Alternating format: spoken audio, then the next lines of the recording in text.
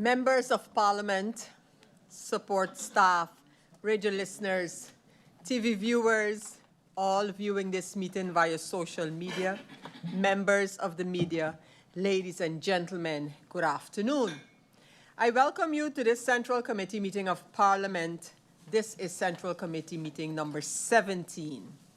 At this time, I want to give a special word of welcome to the Minister of Finance, Ms. Marinka Gums, and her support staff.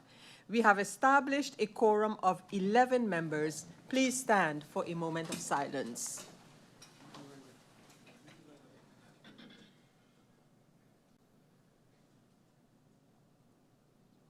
Thank you. I have received notice of absence from the members Myers and a notice of lateness from the members Peterson and De Weaver. At this time, are there any notifications from the floor of Parliament? I do see some members of Parliament wishing to speak at this time, so I give the floor to MP Doran. MP Doran, you have the floor. Thank you, Madam Chair. Good afternoon, honorable colleagues. Good afternoon to the Minister, her support staff, and a special good afternoon to the people of St. Martin that are tuned in. Madam Chair, I have a brief notification. And last week, as we all know, I brought up the point where a lot of our public schools were missing supplies. After me making mention of this, I was contacted by several persons within the education realm, so to speak, and it was told to me that this is due to the fact that the budget amendment from 2025 was not passed, therefore a lot of the vendors were not paid, hence the reason this is the case where the schools lack basic sanitary items. So I would like to know through you from the Minister if this is indeed the case, and where is the amendment for 2025, since this was promised earlier this year. Secondly, Madam Chair, I took note of the dispute that is taking place with the Central Bank, with the Minister of St. Martin and the Minister of Curacao with respect to the chairmanship. I also took notice of the Minister of Marinka Gums mentioning that there was an agreement with the former Minister of Finance in Curacao, him coming out and saying that that is not the case. And I took note of your article, Madam Chair, where you mentioned that it's not really about who is going to be the chair or not, basically putting it down. So for me, I think it's a bit, I don't want to know if to use the word shameful, that we have a public display of some kind of untruth, and I didn't hear from the Minister, indeed, if this is the case. So therefore, I would like for that to be cleared up as well, if that is possible, because the last thing I want to do, Madam Chair, because for me, I defend St. Martin, first and foremost, it don't matter, no if, no buts, no maybe, but if I'm defending something, I have to be strong in my foot, and I don't appreciate if we are being lied to. Thank you very much, Madam Chair.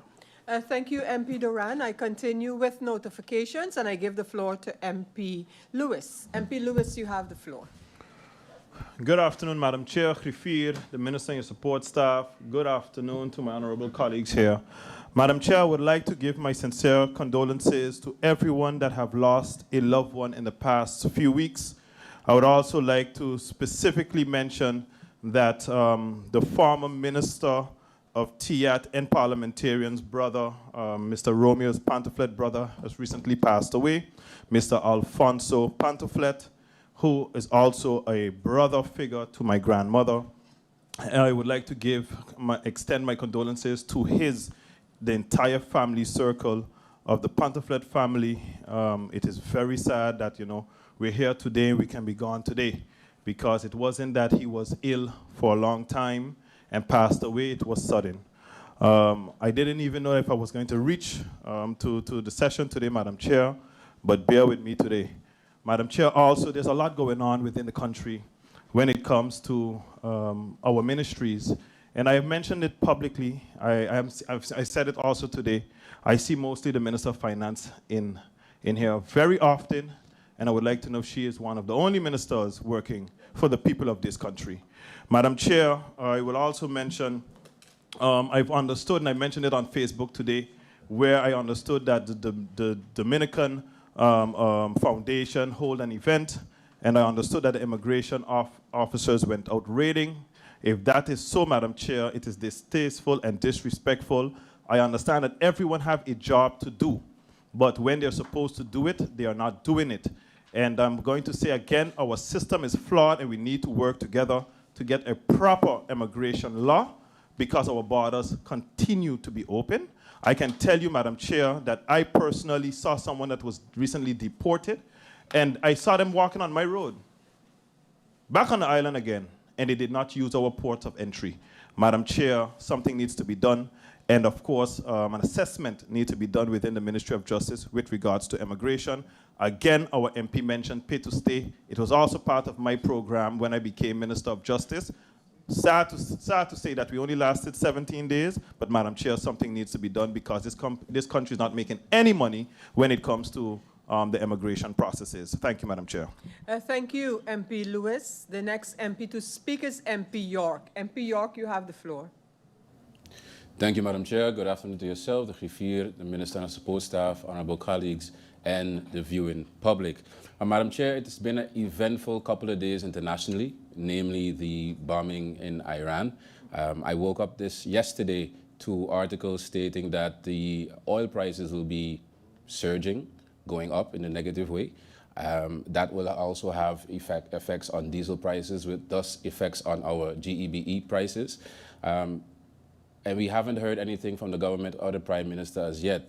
And one would say, yes, MP, the ministers in question or the relevant ministers needs time to do the due diligence. But Madam Chair, here I have an IS number, IS 768, from almost exactly a year ago, the 26th of March, 2025, where my faction requested a public meeting on economic preparedness and local economic opportunities based on the international crisis at that time. And one of the side effects back then also would have been diesel, oil and diesel. And now, Madam Chair, I feel we are being reactive again instead of being proactive, because at the time, Madam Chair, the Parliament received a reply from the Minister of TEAT stating that she will not be coming to Parliament for that meeting. And here we are a year later. If we had discussed what we had to discuss then, we'd have been ready for today, right? So, Madam Chair, once again, I would like to also request by your person to be a bit more stern when it comes to ministers and requested meetings, because at the end of the day, I can name 6 to 10 other meetings that are pending that have technically very much importance on our economy and our daily life.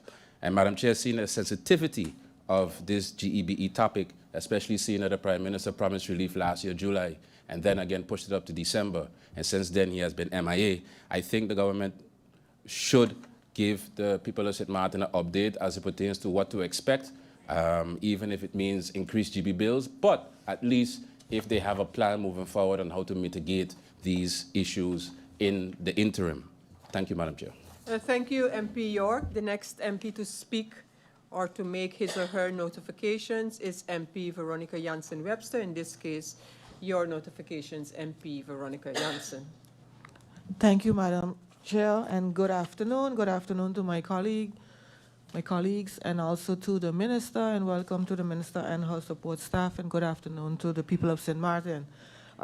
My notification is similar to one of the previous MPs. It has to do with the bombing in Iran and the politics, the geopolitics, the consequences of that for St. Martin. Not only can we expect increases in oil prices and therefore increases in GB, but we could expect as well a drop in tourism, which, if we look at the historic numbers for GDP, for tourism arrivals, when we look at 2001 after the Twin Towers, you could see the severe drop. And with an increase in oil, you not only have an increase in GEBE, you have a general increase in your cost of living.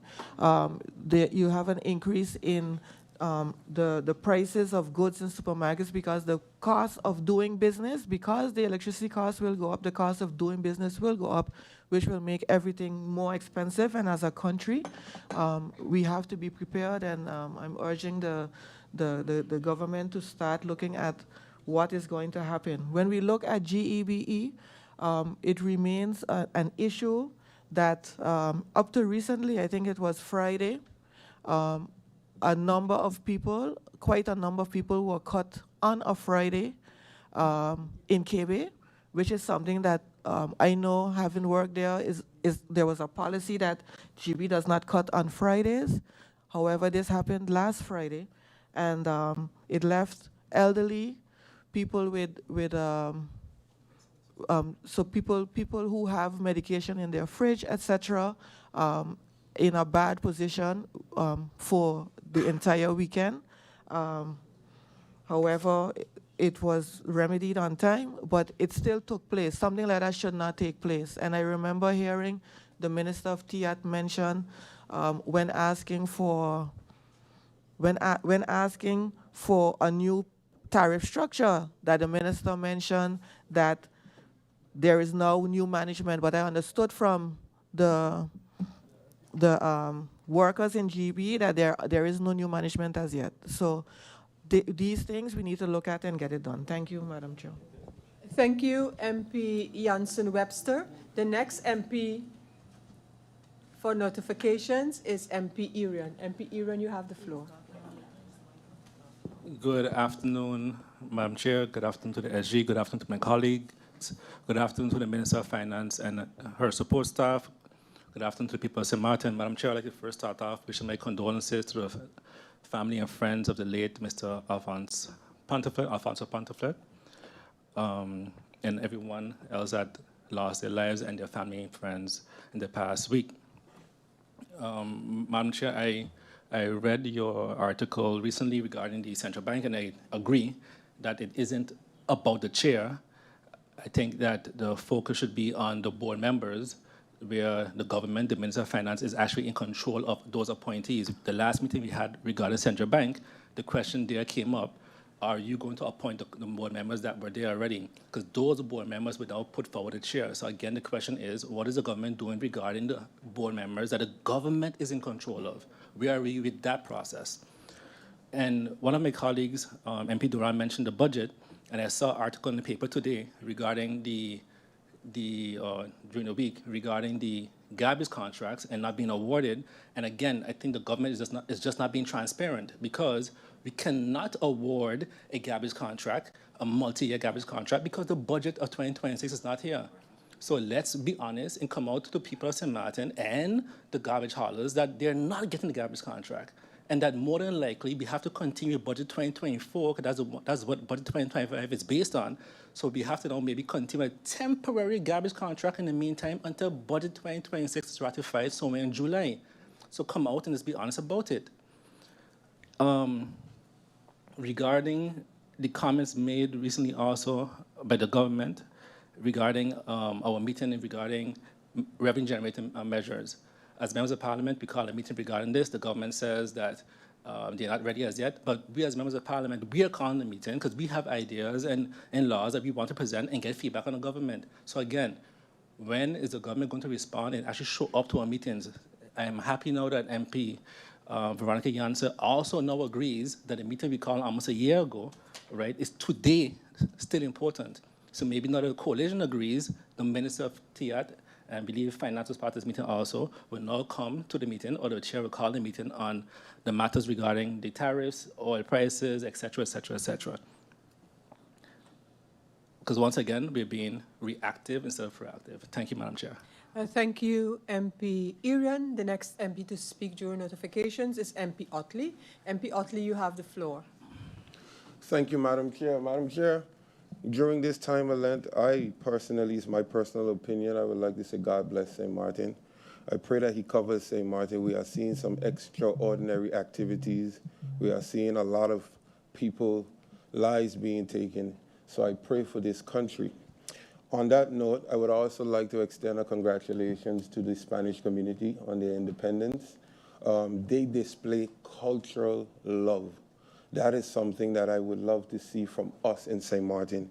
I know my colleague here tried and brought an amendment to enhance St. Martin's Day, put budget towards St. Martin's Day. St. Martin's Day came, the parade was good, but the cultural feeling that my colleague was trying to bring was not there. Madam Chair, I have strategically and purposely stayed quiet over the past 2 weeks, minding my business and running my business. And like my colleague mentioned, the government has shown no steps forward. The country is stagnant. I give credit where credit is due. Is one minister using, using the fundamental in handling low-hanging fruits, and that's the minister in front of us. Even if it's something that was brought by the previous minister, this minister brings it. That is how you run a country, Madam Chair. Madam Chair, through you, I am trying to figure out if we have money or we don't have money.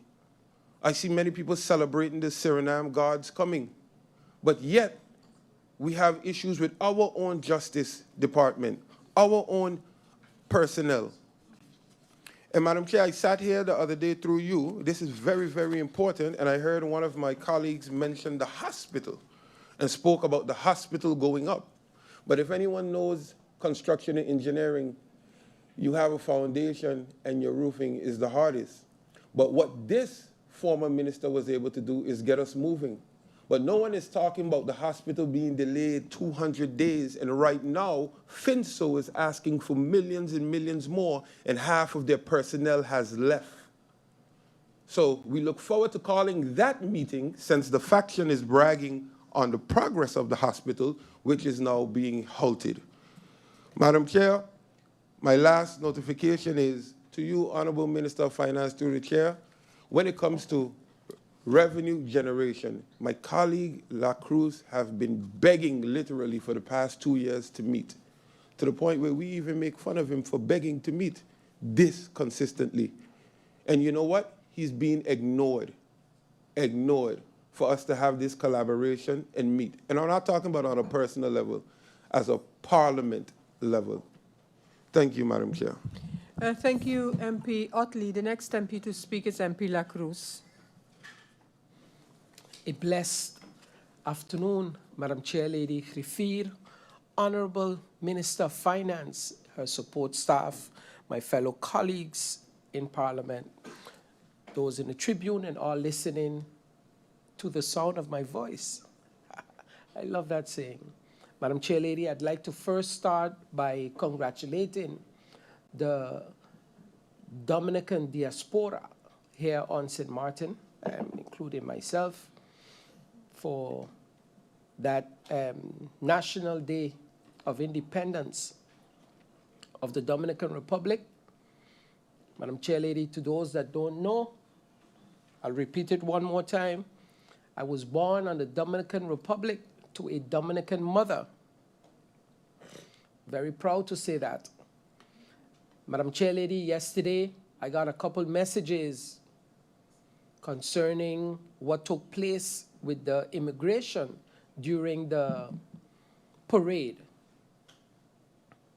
And even though I might somewhat understand what actually took place and what happened, I want to say this, Madam Chair Lady. Where is the outcry for the same manner that the immigration in the Dominican Republic is handling its affairs? I'd like for our voice here to be clear and sound to the Dominican Republic that we also do not appreciate the manner that they are handling immigrants in the Dominican Republic. Because the only way we can make noise here is if we make noise back there too. That is, for me, extremely important. Like my previous speaker mentioned, we have ideas to bring extra revenue to this country. If they are here and we can't control them, pay to stay. In a humane manner, we are all Caribbean people, and we need to start to treat each other like Caribbean people. Then, Madam Chair Lady, I want to publicly thank the Minister of Finance for always being available to answer questions, to always being ready to come to Parliament and do her job. I thank you The minister, if I have questions, I could always pick up the phone and ask, Minister, I don't understand this, please explain it. And she does. So thank you for that, Minister. And I hope that the others take a page from your book. Because if they don't, we're going to continue doing our job. And Madam Chair Lady, we have not heard also concerning the meeting that we requested concerning the garbage. We would really like to hear when that meeting will be planned and hear from the minister what is actually happening, because it's getting out of hand. It is getting worse by the day. Rats are taking over St. Peter's, and it's crazy. Thank you, Madam Chair Lady. Thank you, MP La Cruz, for your notifications. Members of Parliament, the round, if I could use that word, that we just had is the possibility or opportunity provided to members of Parliament, not even by the rules of order, but by the understanding that we have to make notifications, to make announcements on whatever the MP or MPs feel it is necessary in a meeting to make a notification. It is not a session to question the minister, whether the one here or a minister.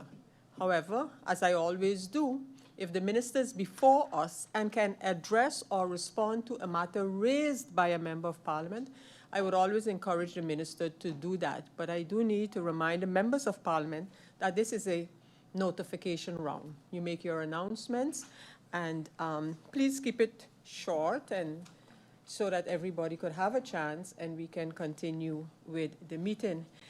I see MP York, what point do you wish to make at this time?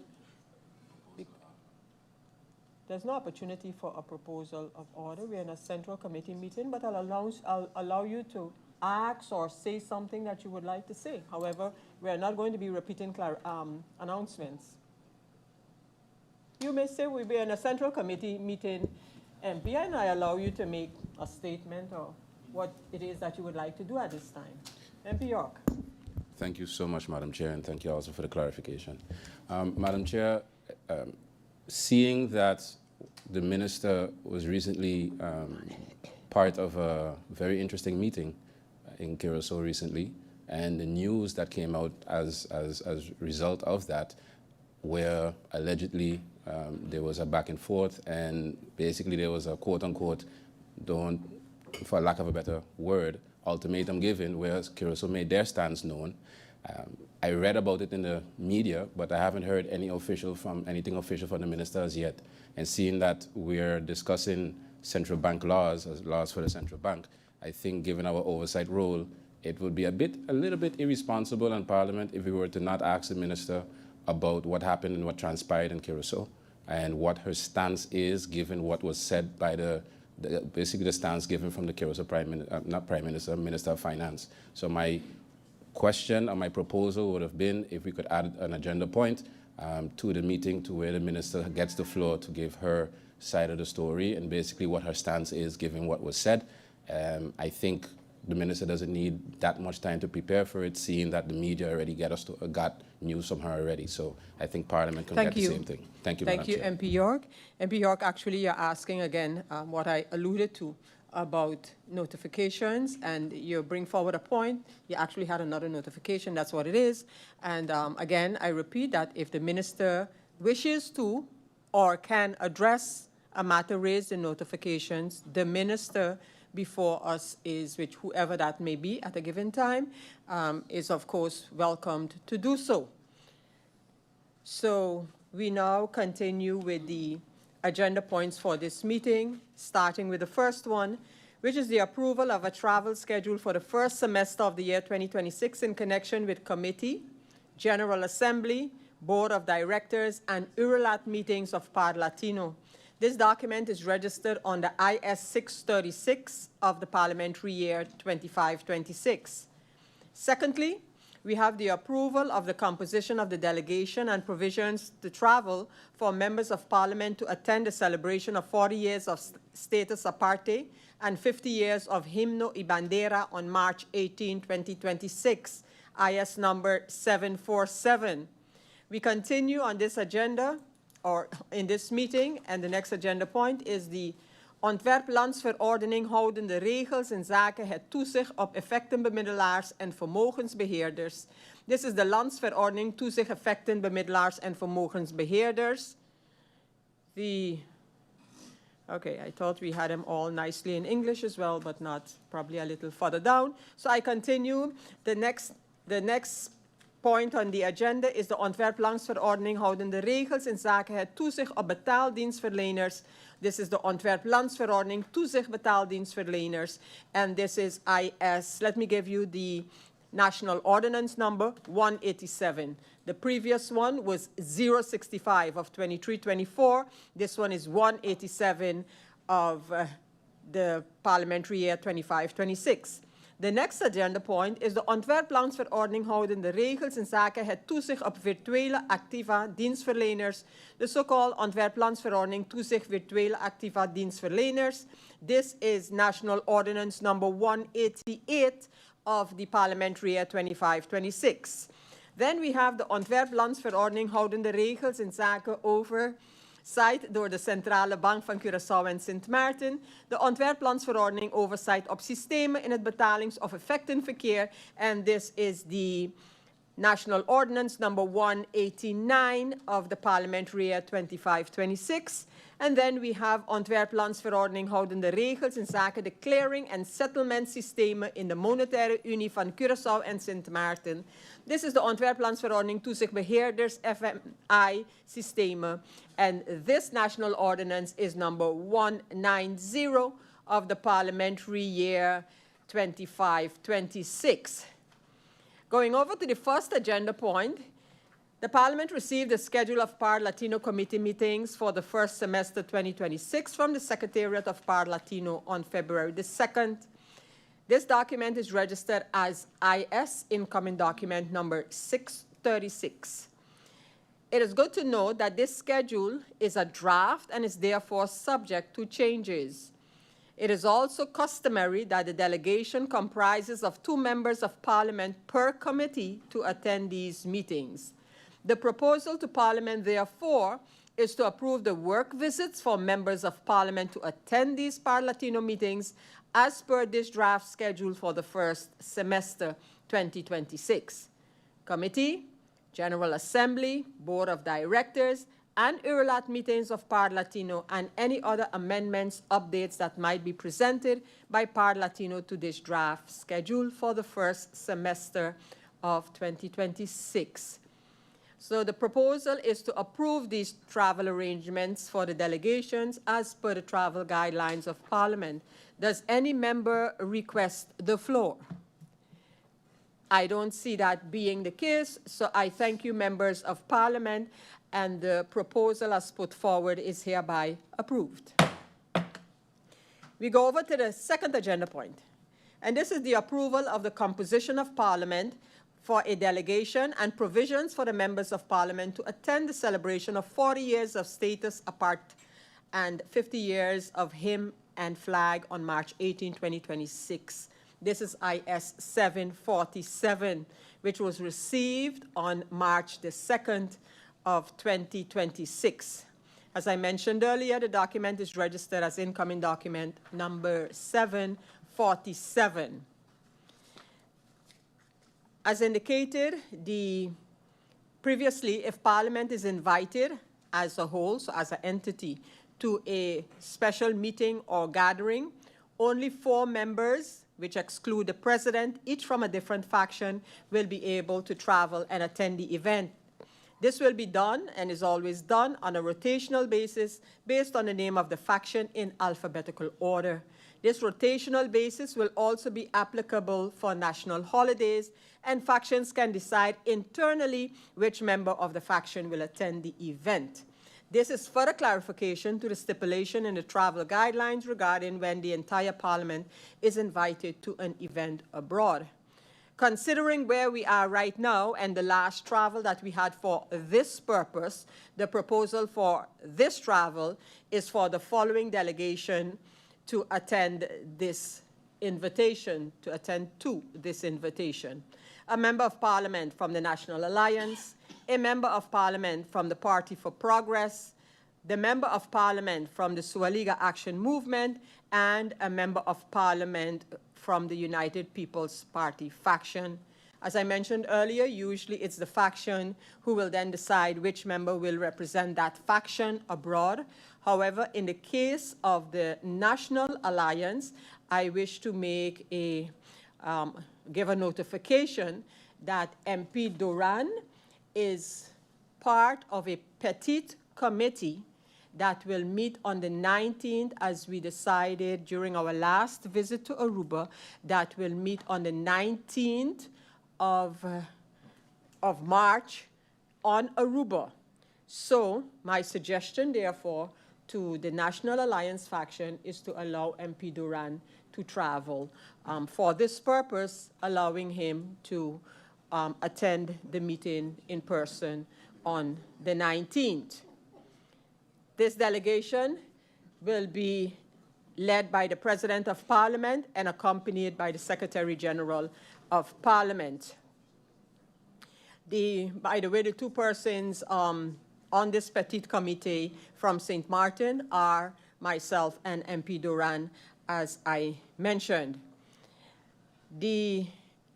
Does any member wish to take the floor on the matter of the travel to Aruba? I don't see that being the case. Thank you again, members of Parliament. And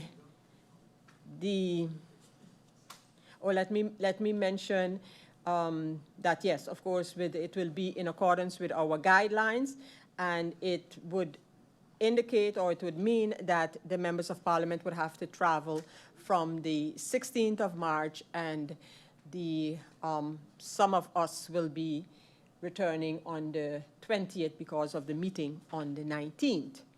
So without any further comments, this proposal is hereby approved. And we go over to agenda point number 3.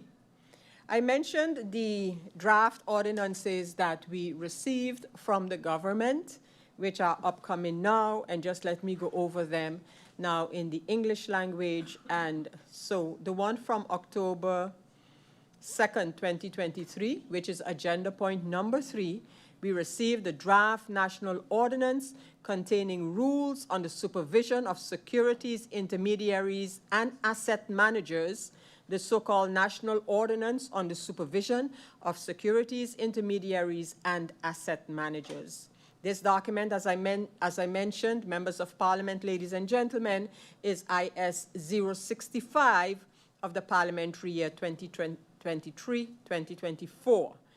We are now going to, at this time, I would like to give the floor to the Minister of Finance, Ms. Marinka Gums, for some opening remarks and presentation on this draft national ordinance before us. Minister of Finance, Ms. Marinka Gums, you have the floor. Madam Chair, honorable members of Parliament, Griffier, esteemed support staff, radio and social media viewers, beloved people of St. Martin, all under the sound of my voice, good afternoon and blessed week to all. Madam Chair, before I proceed with the presentation of the 5 harmonized national ordinances on financial supervision, I would like to briefly address certain concerns that have been circulating.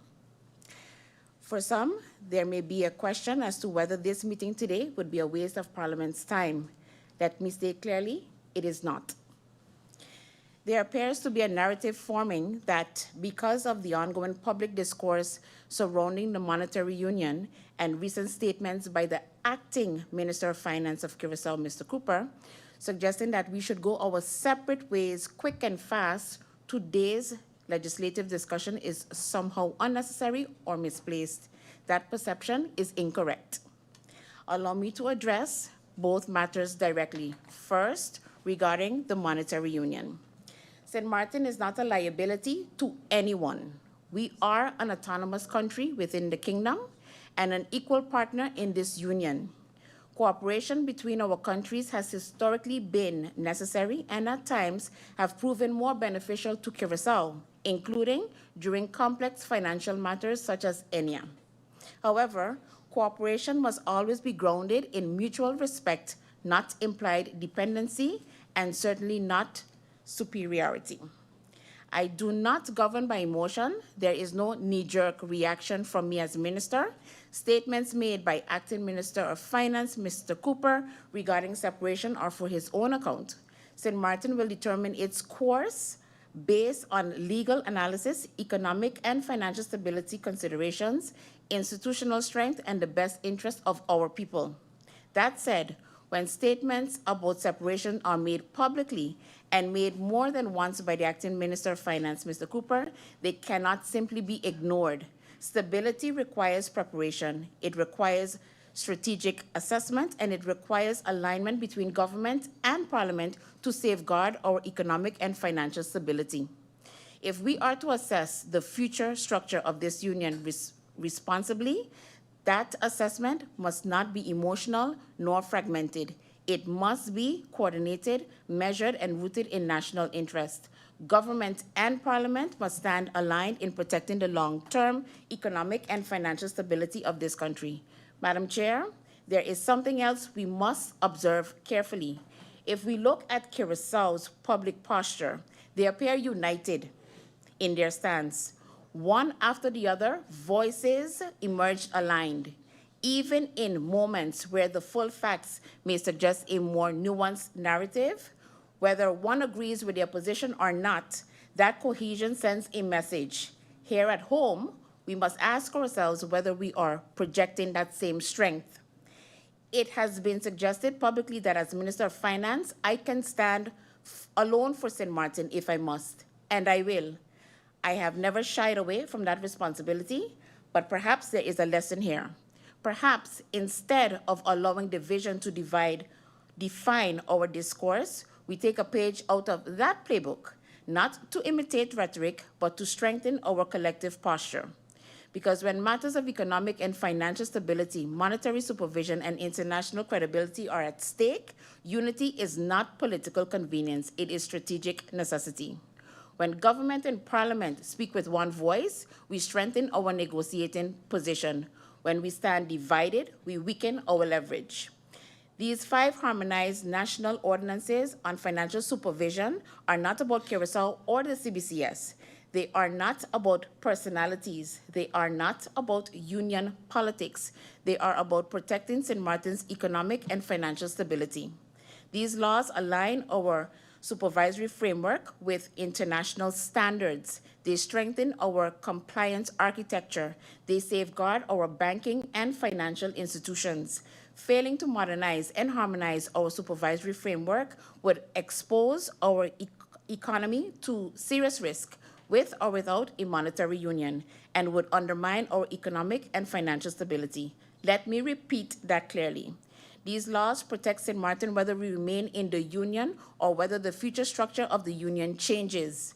While the monetary union has historically served practical purposes, it is sometimes viewed as a marriage of convenience rather than one rooted in long-term strategic alignment. That reality does not weaken us, it clarifies our responsibility. True partnership works best when both parties are strong, prepared, and equally positioned. Passing these ordinances strengthens St. Martin's independently. It strengthens our credibility. It strengthens our resilience. It strengthens our sovereignty. And most importantly, it strengthens our economic and financial stability. So to those who may wonder whether this meeting is a waste of Parliament's time, I say respectfully, protecting the economic and financial stability of this country is never a waste of time. Preparation is not panic.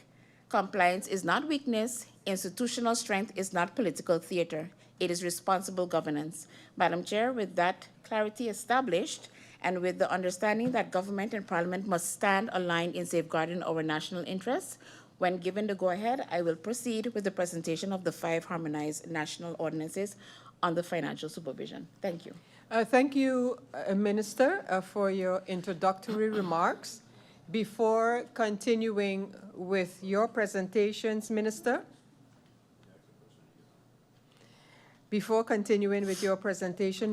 I just want to react to a question/query by MP York regarding the meeting that was requested with the Minister of TIAT and this meeting is tentatively scheduled for March 11th. And the minister had asked when this meeting was being scheduled whether the need for the agenda point that spoke about the relationship between, or the ramifications of the relationship between the United States and China. I'm paraphrasing the agenda point, but nevertheless, whether that one was still necessary, I would deduce from the statements by the Member of Parliament that that is the case, that the members of Parliament are looking forward to discussing the entire meeting request and the points mentioned thereof.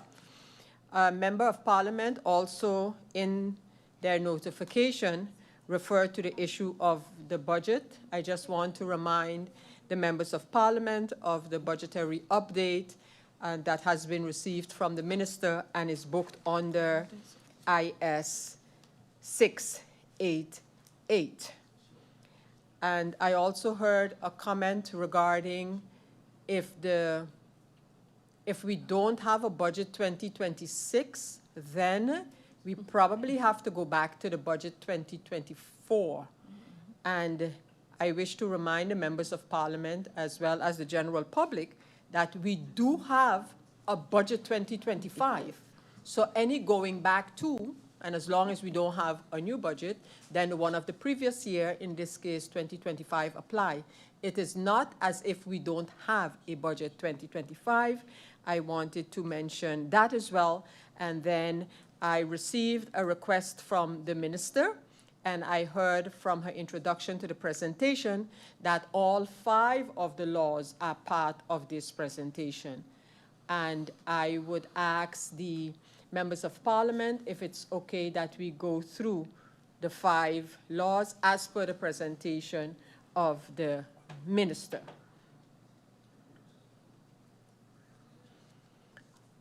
Indeed, the matter, we still need to separate the reporting on the laws according to the law, just that be taken into account. The reporting is separate per draft law. MP Duran, I see you have a question, a comment, a query, a statement. You have the floor, MP Duran. Thank you very much, Madam Chair. I did take note of the fact that the minister mentioned harmonized national ordinances. Thank you for your clarification prior, because that was one of my points in terms of the reporting. But when have we ever synchronized 5 laws in one discussion in one day? We're talking about over 1,500 pages. We're talking about being notified on Friday that this is a discussion point for today in the CC for Monday. How thorough does the minister, through you, expect us to be as members of Parliament? Is this just hammer-stricken or what? Or is it just being rushed because Caruso did it about a year ago? I'm saying all this to say, Madam Chair, because it's, again, a bit distasteful for me personally, because coming from last week when we had the Minister of Education here with the report, several members of Parliament gave their point with respect to not having enough time to process. I think it was about 300 pages for 2 days' time, and now we have 1,500 pages in wet technisch Nederlands to be able to have a fruitful discussion. I personally, for lack of a better word, consider this jokey, with all due respect, because how thorough are we expected to be now today in terms of discussing these laws, and now they're being mixed together like a fried rice. But I mean, MP, just there's Thank a you. misunderstanding. There's I no, think so. I would like some clarity, please. Let me clarify it. We're not mixing anything together. The 5 laws are separate. I assume, and we'll see that in the minister's presentation, they will follow the sequence as per the agenda points. I made note of the fact that for every law, every individual law, we need to do the reporting on, so that's going to happen. I also wish to know that while these were added to the convocation on Friday, the laws have been in Parliament since January, so I don't want the impression to be created that these were sent and added to an agenda for today. So MP Iran and MP York, do you have something additional to comment after MP Duran, then I invite you to do so briefly so that we could go and receive the presentation by the minister and then decide how we shall proceed. MP Irian, you first. Thank you, Madam Chair, for that explanation. And just to be clear, so basically the minister will do a presentation now for all the other agenda points. In the other agenda points, we will not get a presentation specifically on those laws. There'll be a presentation now for all the agenda points, and then we go into every agenda point and ask questions, I'm assuming. Going into the, Madam Chair, in reference to the comment made that the laws were here since January 7th, or January, yes, since January 7th they were here. We also had the other laws that were here, the succession, the other tax laws. So as members of Parliament, we don't know which meeting is going to be called first. That's your prerogative as chair and government, but we don't know that. So we can't necessarily prepare in advance because we don't know. If the government or the minister can say, hey, these are the laws we have in or we send to Parliament, this is the order that we plan to attend these meetings, then we could prepare, because 2 weeks ago, we were preparing for the succession. 2 weeks before that, we prepared for the other tax laws. So yes, we can have on a Friday 1,500 pages for a Monday on a legislation that is so heavy and urgent. Thank you. 5 legislation. Thank you, and noted, MP Irian. MP York, you have something to add before we continue? Yes, Madam Chair, thank you. Please do. I would like to thank the Minister for replying or giving a response to the query I posed. However, the Minister made statements implying positions which I did not articulate. Madam Chair, I did not ask the Minister imply or try to put a narrative out that this meeting didn't make any sense. I didn't say anything of the sort. It was mainly trying to find out the Minister's position given the ultimatum or the stance given by Curacao. That's it, nothing more, nothing less. Thank you, Madam Chair. Thank you, MP York. I didn't get the impression that the minister was referring to you. So, yeah, but that's just my feeling on the meeting. I didn't get that impression at all. But I do believe that the point I think raised by MP Duran, one of the MPs spoke about harmonization. I think that is an important aspect, and I hope the minister will address it as well in these laws. So, Minister, you now may proceed with your presentation. Madam Chair, I am very grateful to you for placing the 5 draft national ordinances on the agenda so expeditiously. This is necessary to ensure that St. Martin is up to date and aligned with the Financial Action Task Force, FATF, standards. Passing these draft laws would also avoid St. Martin being gray-listed, something that would not only negatively affect our island, but also tarnish the image and reputation of our monetary union. Since the mutual evaluation in 2024, these draft laws have become more essential for our country's connection to the international financial system. I therefore sincerely appreciate that these draft laws are placed before Parliament today for debate and approval. Permit me, Madam Chair, to provide a constitutional context for the so-called Uniform National Ordinances. What does this really mean?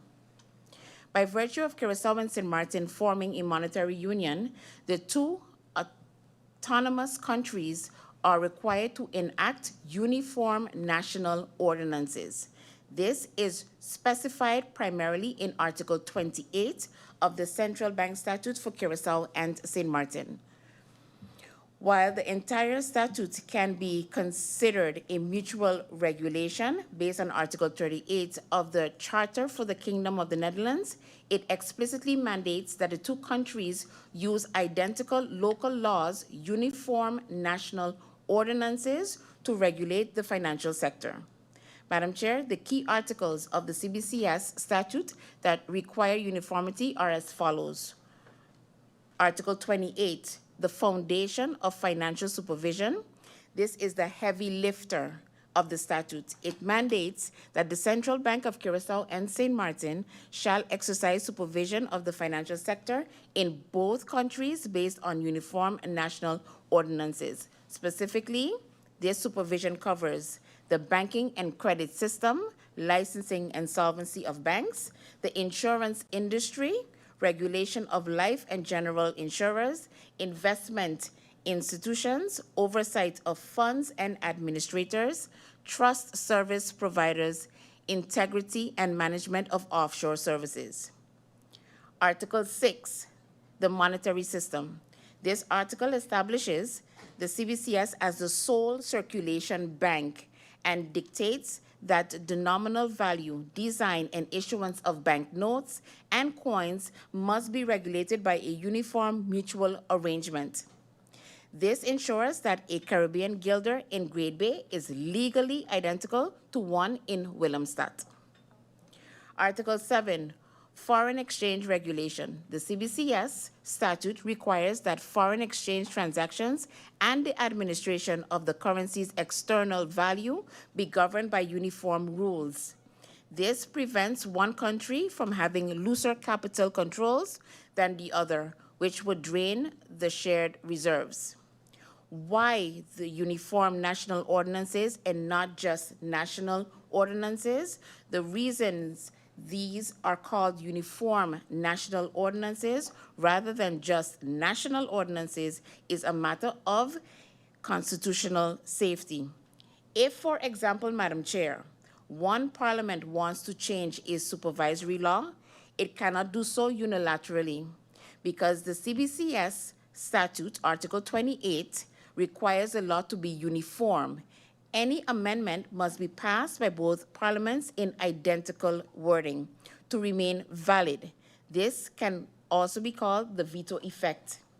This, in effect, Madam Chair, is what being part of the monetary union with Curacao entails. We are bound together in the financial sector like Siamese twins. One cannot move without the other. The adoption of a uniform national ordinance takes place within the constitutional framework of the Charter for the Kingdom of the Netherlands, while preserving the autonomous legislative authority of each country. Uniformity, therefore, does not arise from any ranked subordination. In other words, neither Curacao nor St. Martin has any superior authority or powers over the other. Uniformity in this context comes from the concept of equality between the two countries whose legislators have made deliberate and coordinated legislative choices. These choices were made in 2010 and laid down in the Central Bank Statute, an arrangement between two autonomous countries as referred to in Article 38, Paragraph 1 of the Charter for the Kingdom of the Netherlands. The Central Bank Statute, I stress again, Madam Chair, provides that national ordinances enacted to implement that statute must be uniform in both countries. This obligation of uniformity arises from the joint character of the Central Bank of Curacao and St. Martin and is intended to ensure that the Central Bank can exercise its tasks, powers, and responsibilities in the field of financial supervision in a consistent and equivalent manner in both countries. The importance of uniformity. Madam Chair, maintaining a uniform statutory framework for financial supervision on both countries serves, among others, the following objectives. 1, promoting the stability, soundness, and integrity of the financial system. 2, safeguarding legal certainty and equal competitive conditions for financial institutions supervised by the Central Bank of Curacao and St. Martin. 3, preventing divergences in supervisory standards and powers that could undermine the effectiveness of supervision. 4, facilitating the effective and coherent execution of supervisory tasks by a single joint regulator. And 5, strengthening the international reputation and credibility of the supervisory framework of both countries. However, Madam Chair, although the Central Bank Statute prescribes uniformity, the respective national ordinances in each country retain their own legal character as domestic legislation. Enactment, amendment, interpretation, and repeal all take place per country by the competent national authorities. Departures from uniformity are permissible only insofar as they are compatible with the Constitution of each country and with the Central Bank statutes and do not impair the joint functioning of the Central Bank. Each uniform national ordinance in the field of financial supervision, therefore, constitutes a necessary instrument for implementing the central bank statute.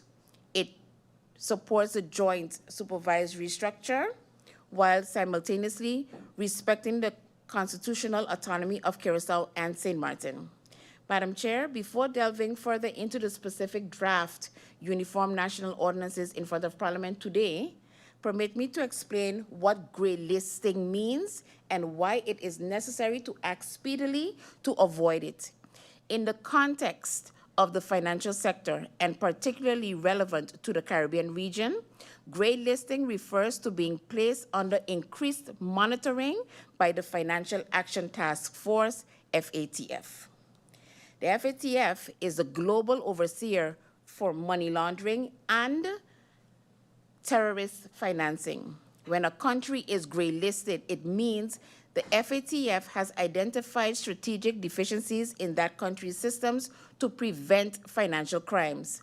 Unlike the blacklist, which identifies non-cooperative countries with serious risks, being on the gray list, officially known as jurisdictions under increased monitoring, signals that the country has formally committed to working with the FATF to resolve its deficiencies within a specific time frame.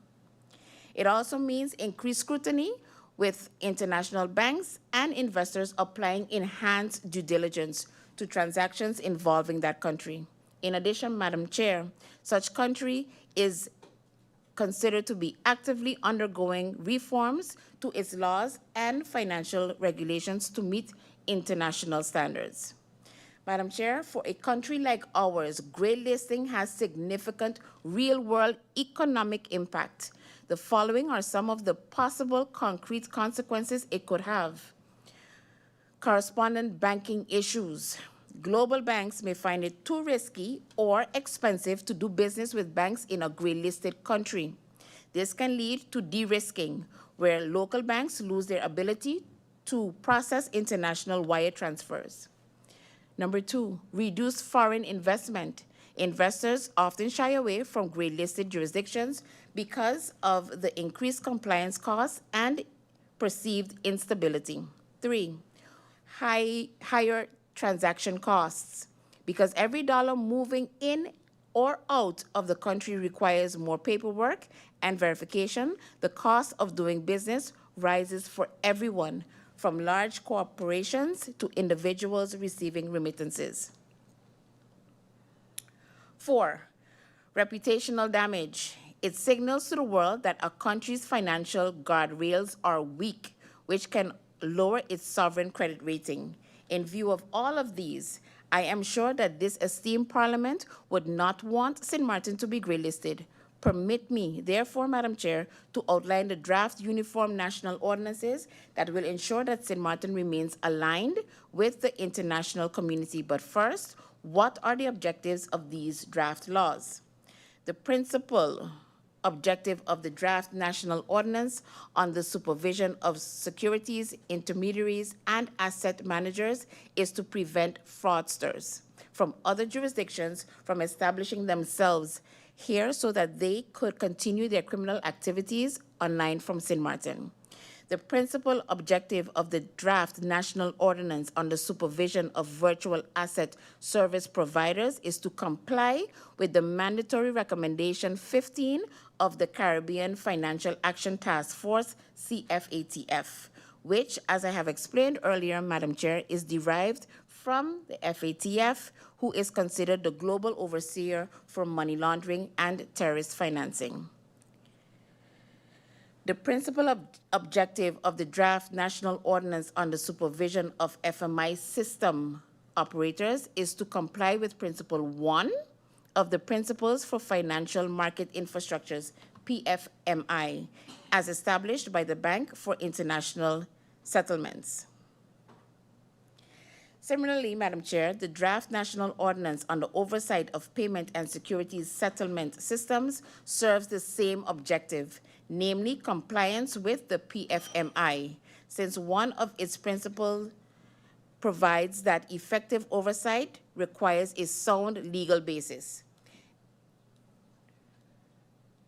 These 4 draft national ordinances are primarily technical in nature and are intended mainly to meet international requirements by codifying supervisory rules in our statutory law. On the other hand, the draft national ordinance on the supervision of payment service providers resembles a standard supervisory statute. However, it opens the door to new digital forms of payment.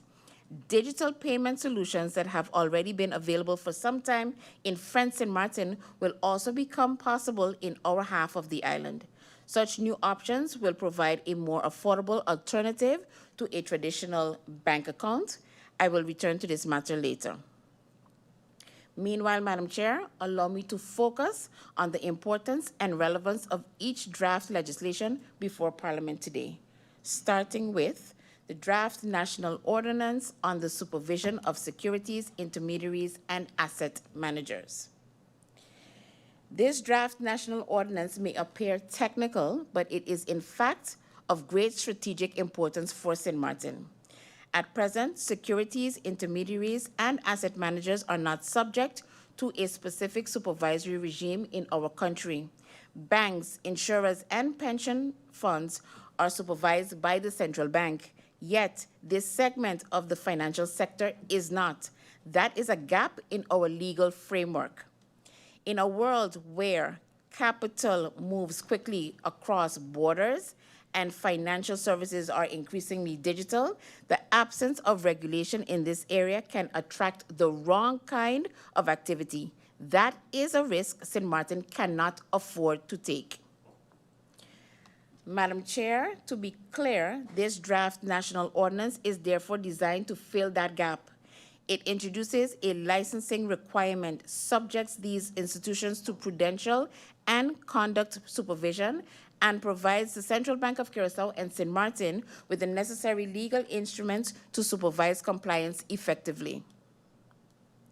What are we talking about here, Madam Chair? Is first and foremost about trust. A well-functioning financial market depends on confidence. Citizens and businesses must trust that their assets are managed by competent, reliable, and financially sound institutions. By setting clear standards for expertise and risk management, we strengthen investor protection and market integrity.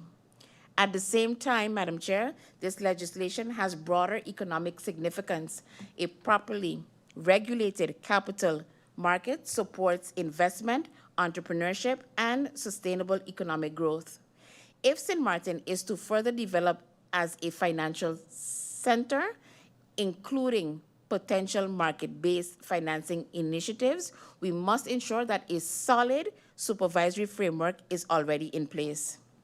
International context. The draft legislation also aligns St. Martin with international standards, including the principles of International Organization of Securities Commissions, IOSCO's Common Reporting Standard. As a small, open economy, our international reputation and access to financial networks depend on compliance with these global norms. Finally, this draft ordinance is uniform with the legislation already in force in Curaçao. This ensures legal consistency within our monetary union and equal treatment of regulated entities. Let me be clear, Madam Chair, this is not revolutionary legislation. It is a mandatory, logical, and necessary extension of our existing supervisory framework. It closes a gap, strengthens our financial system, protects investors, and reinforces St. Martin's credibility, both domestically and internationally. What is the status of the draft's uniform national ordinances? This draft has already been approved in Curaçao and published. The national ordinance entered into force on June 17, 2017. In St. Martin, the draft has been submitted to Parliament for approval, and the public deliberations have now commenced. That is why we are here today, Madam Chair, to do just that. This brings me to the end of the presentation of the first law. The second law, the draft national ordinance on the supervision of virtual asset service providers. Madam Chair, The draft national ordinance on the supervision of virtual asset service providers is first and foremost a necessary response to international developments. In 2018, the Caribbean Financial Action Task Force, CFATF, amended Recommendation 15 to require countries to regulate and license virtual asset service providers for anti-money laundering, counter-terrorist financing, and countering proliferation financing, AML, CFT, CPF, purposes, and to subject them to effective supervision. In 2024, Curaçao and St. Martin were evaluated and found not compliant as we lacked a statutory licensing requirement. While the CFATF has no direct enforcement powers, repeated noncompliance can lead to gray listing, with serious consequences for international payment traffic and correspondent banking relationships. For a small, open economy such as ours, that is not a risk we can take.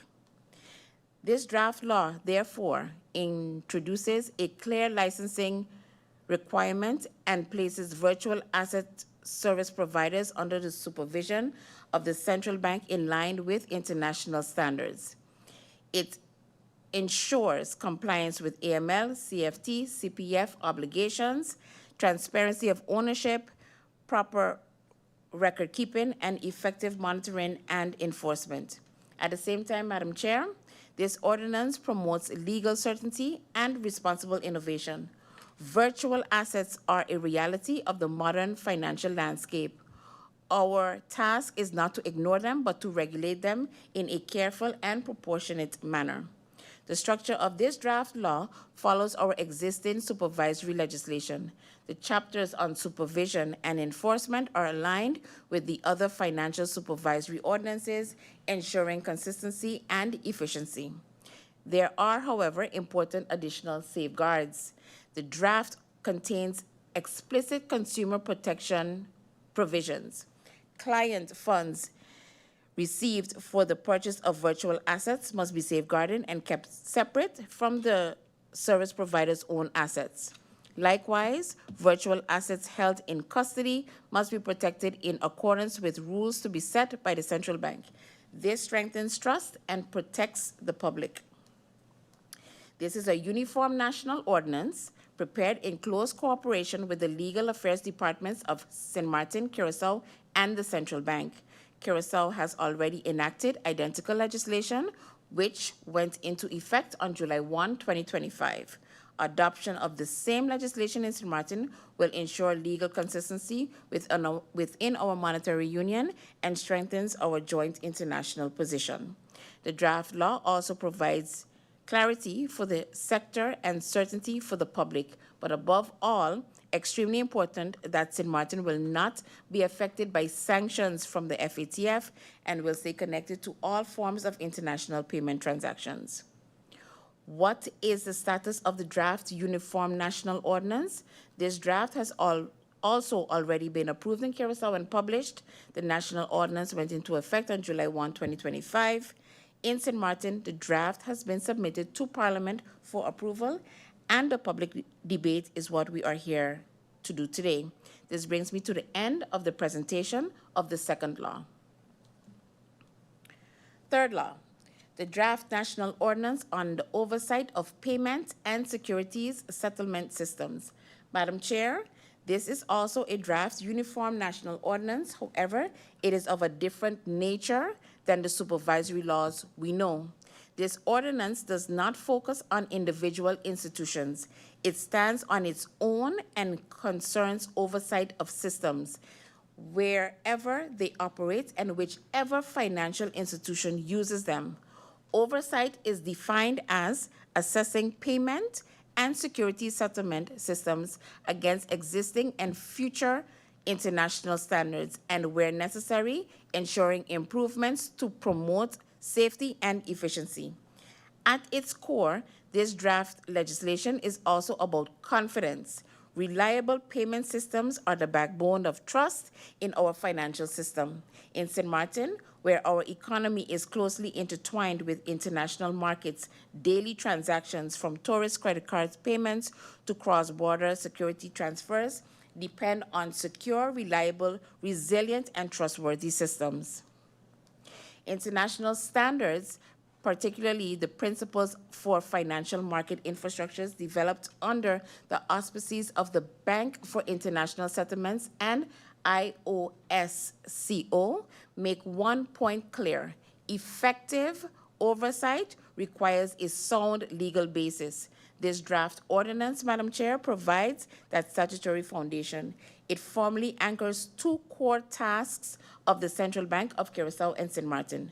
The first one is the exercise of oversight over payment and security settlement systems, including enhanced oversight of systemically important systems, those so central and interconnected that their disruption could affect the broader financial system.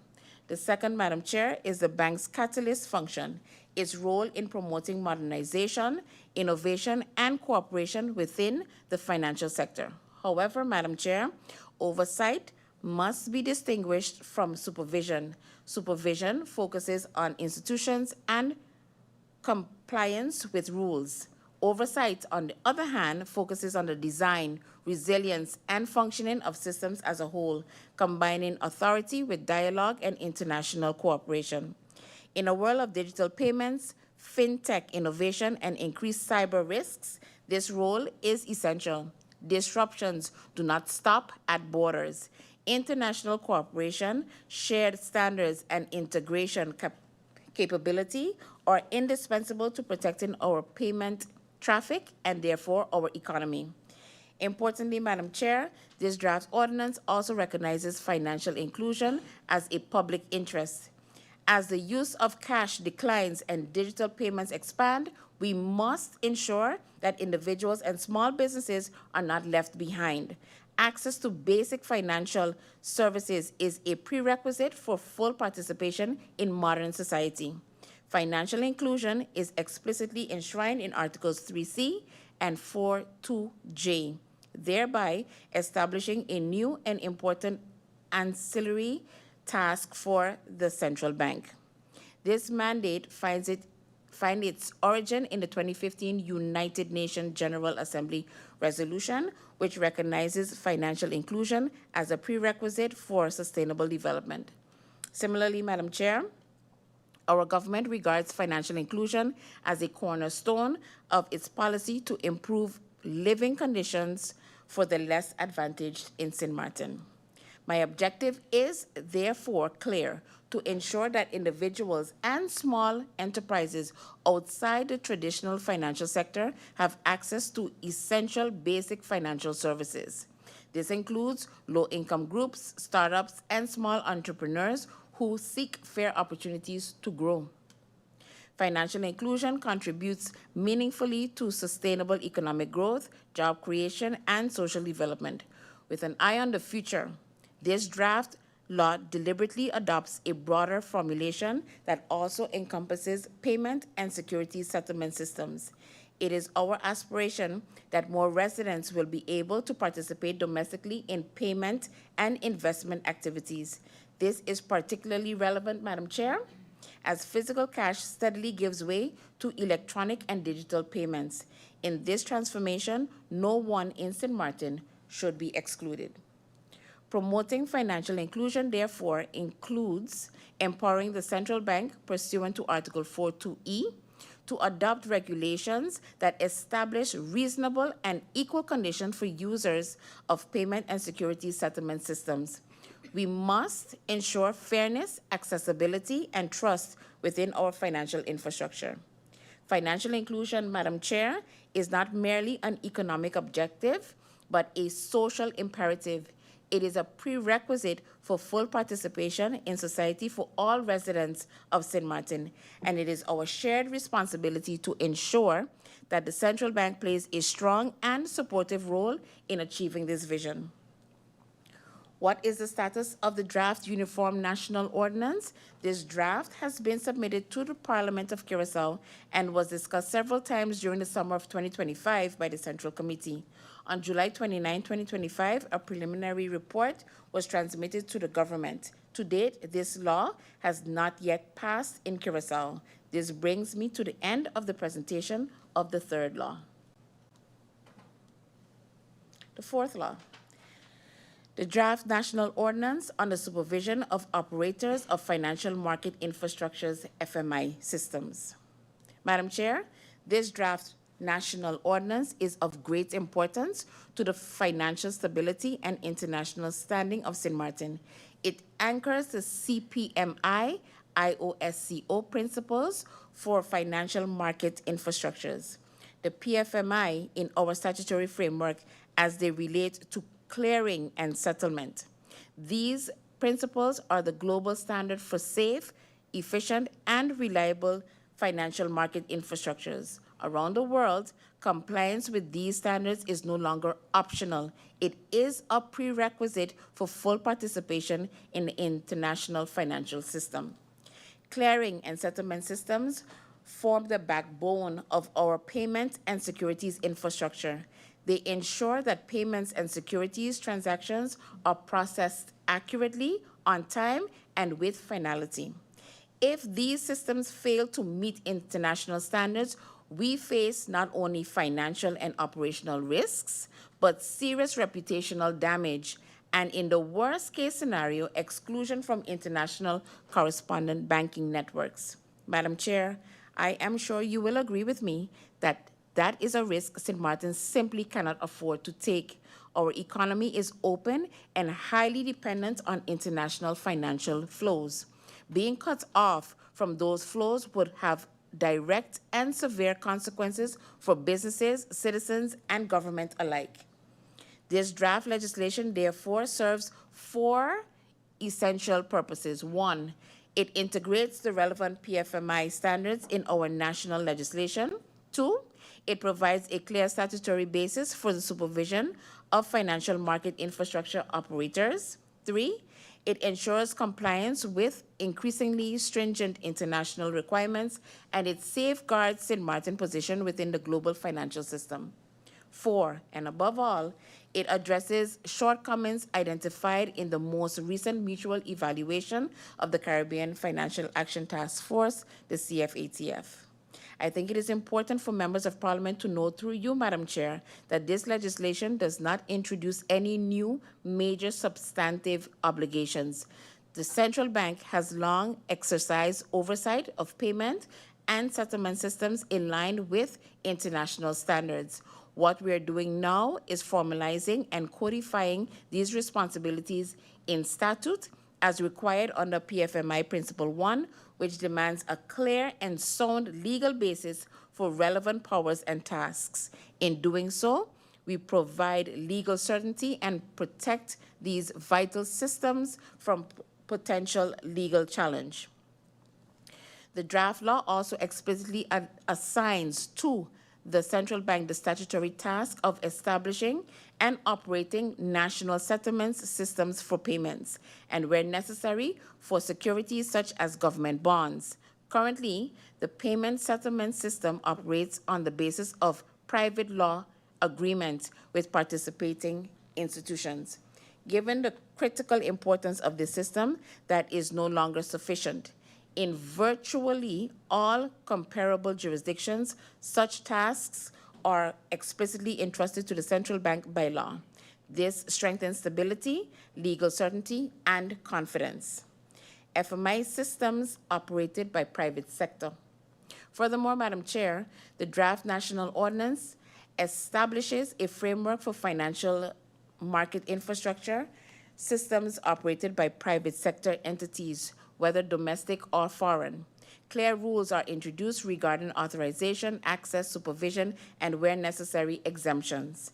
These ensures transparency, non-discrimination, accountability, and a level playing field while enabling continued cooperation with reputable international operators where this serves the public interest. In short, this draft national ordinance provides the formal legal foundation required to secure our financial infrastructure, maintain international connectivity, and protect the economic interests of St. Martin.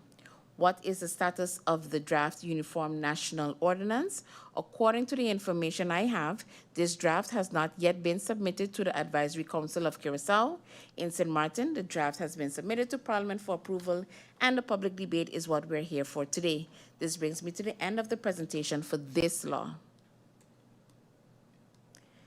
Law number 5, the draft national ordinance on the supervision of payment service providers. Madam Chair, permit me to now turn to what I consider the draft legislation with the most important impact for the people of St. Martin, the draft national ordinance on the supervision of payment service providers. This draft law opens the door to new and more affordable methods of financial service provision for the residents of our country. Our neighbors in St. Martin already have access to significantly more digital payment services. Once payment service providers obtain a license to offer their services in St. Martin, our citizens will also gain access to a more modern, secure, competitive, and innovative payments market.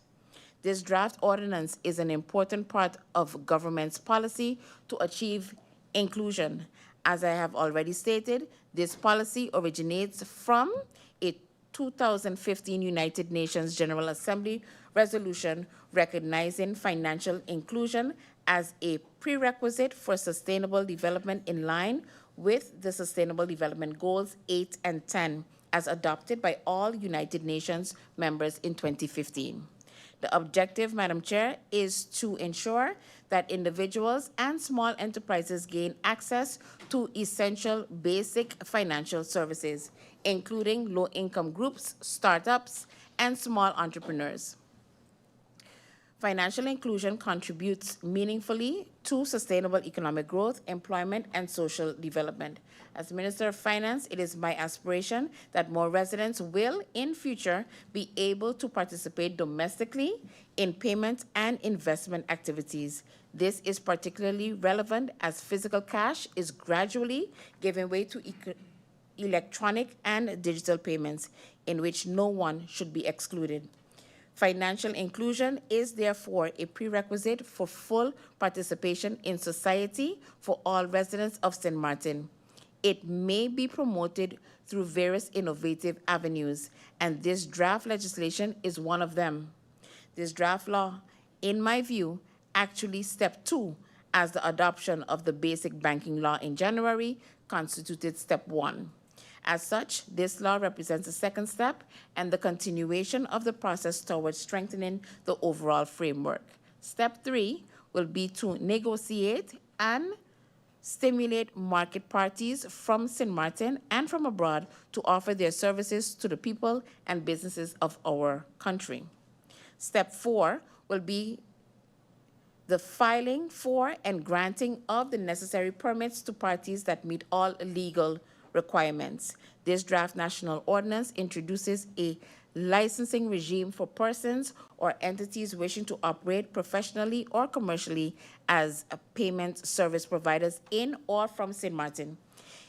It further proposes that licensing, supervision, and enforcement be entrusted to the central bank. Most of the provisions of this draft correspond to those found in the other existing and new supervisory national ordinances. Because harmonization of supervisory legislation is of great importance, this draft aligns as closely as possible with the 8 existing national ordinances governing financial supervision. May I reiterate, Madam Chair, that this is a uniform national ordinance. Therefore, its text must be substantively identical to the corresponding national ordinance in Curacao. Purpose and scope. With this draft national ordinance, Madam Chair, we take an important step forward in modernizing the payment landscape of St. Martin. Modern payment services offer clear advantages for both consumers and entrepreneurs. They save time, reduce frustration associated with delayed or erroneous payments, and lower transaction costs. Reduce administrative burdens and increase automation translate into lower costs and improve service quality, thus contributing to a more efficient economy. It is no secret, Madam Chair, that to date, the use of digital payment services in St. Martin has lagged behind. This is understandable. Established international payment service providers must demonstrate that they are supervised in every country in which they operate.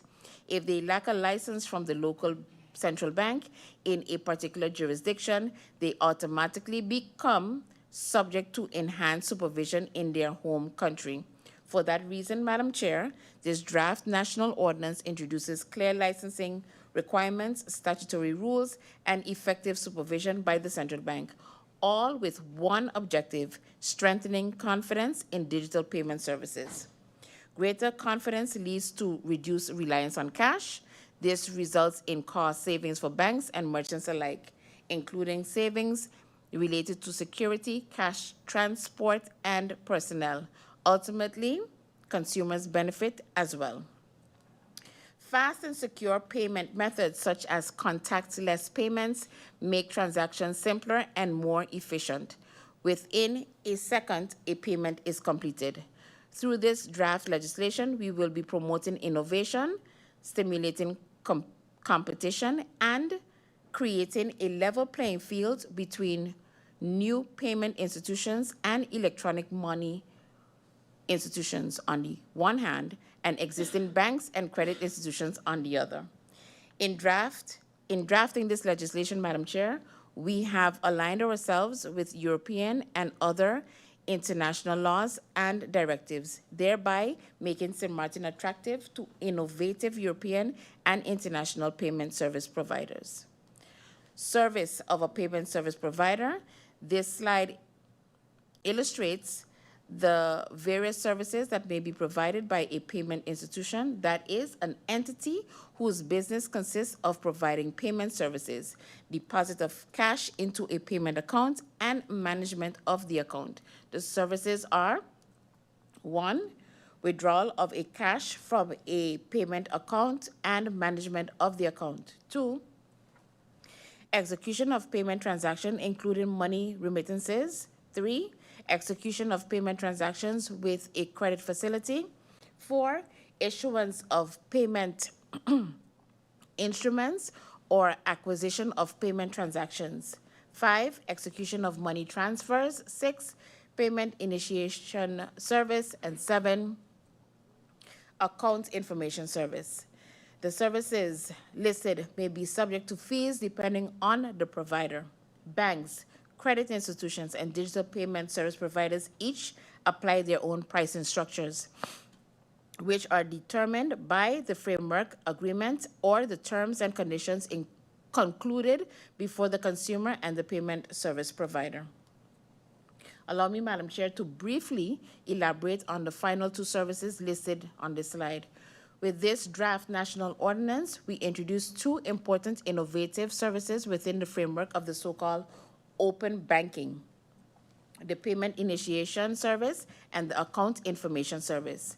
A payment initiation service enables a third party, at the explicit request of the consumer or business, to initiate a payment from a payment account held with another bank. The consumer grants consent for a one-time payment order, for example, in connection with an online purchase.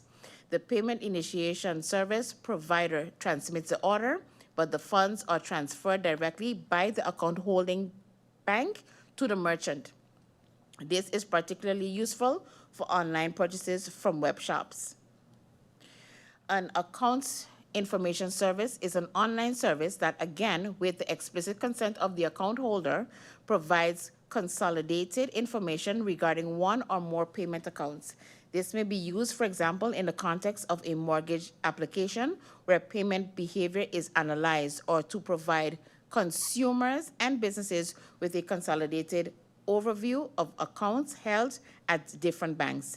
In this way, one can obtain an integrated overview of all bank accounts within a single smartphone application. CBCS as financial sector supervisor. This slide illustrates that standard supervisory framework applicable within the financial system. Licensing requirements are established by or pursuant to this draft national ordinance. One key requirement is the strict segregation of client funds from funds used for the operational expenses of the service provider. The central bank assesses whether a payment service provider satisfies all other requirements relating to solvency, liquidity, reliability, integrity, security, and consumer protection. Following the assessment of the license application, ongoing supervision ensures that the payment service provider continues to comply with all statutory provisions. Where necessary, the central bank may impose administrative sanctions. And finally, Madam Chair, I would like to emphasize the cooperation between the bank and other supervisory authorities. Nationally, for example, with the Financial Intelligence Unit, FIU, responsible for reporting unusual transactions, and internationally, within the framework of combating money laundering and the financing of terrorism. It goes without saying that the central bank is already entrusted with supervision of financial institutions within the financial systems of St. Martin and Curacao. This mandate was reaffirmed in 2010 in the Central Bank Statute. In particular, the central bank monitors the continuity and availability of payment systems and payment products in the interest of maintaining public confidence in our common currency and in our financial institutions. Another important task concerns supervision in the context of combating money laundering and terrorist financing. As I mentioned earlier, compliance with the recommendations of the Financial Action Task Force is a crucial condition for participation in international financial traffic. International payments and credit card transactions are not possible if a country is placed on the FATF's gray or black list. All 5 submitted draft national ordinances are referenced in the latest mutual evaluation conducted by the CFATF.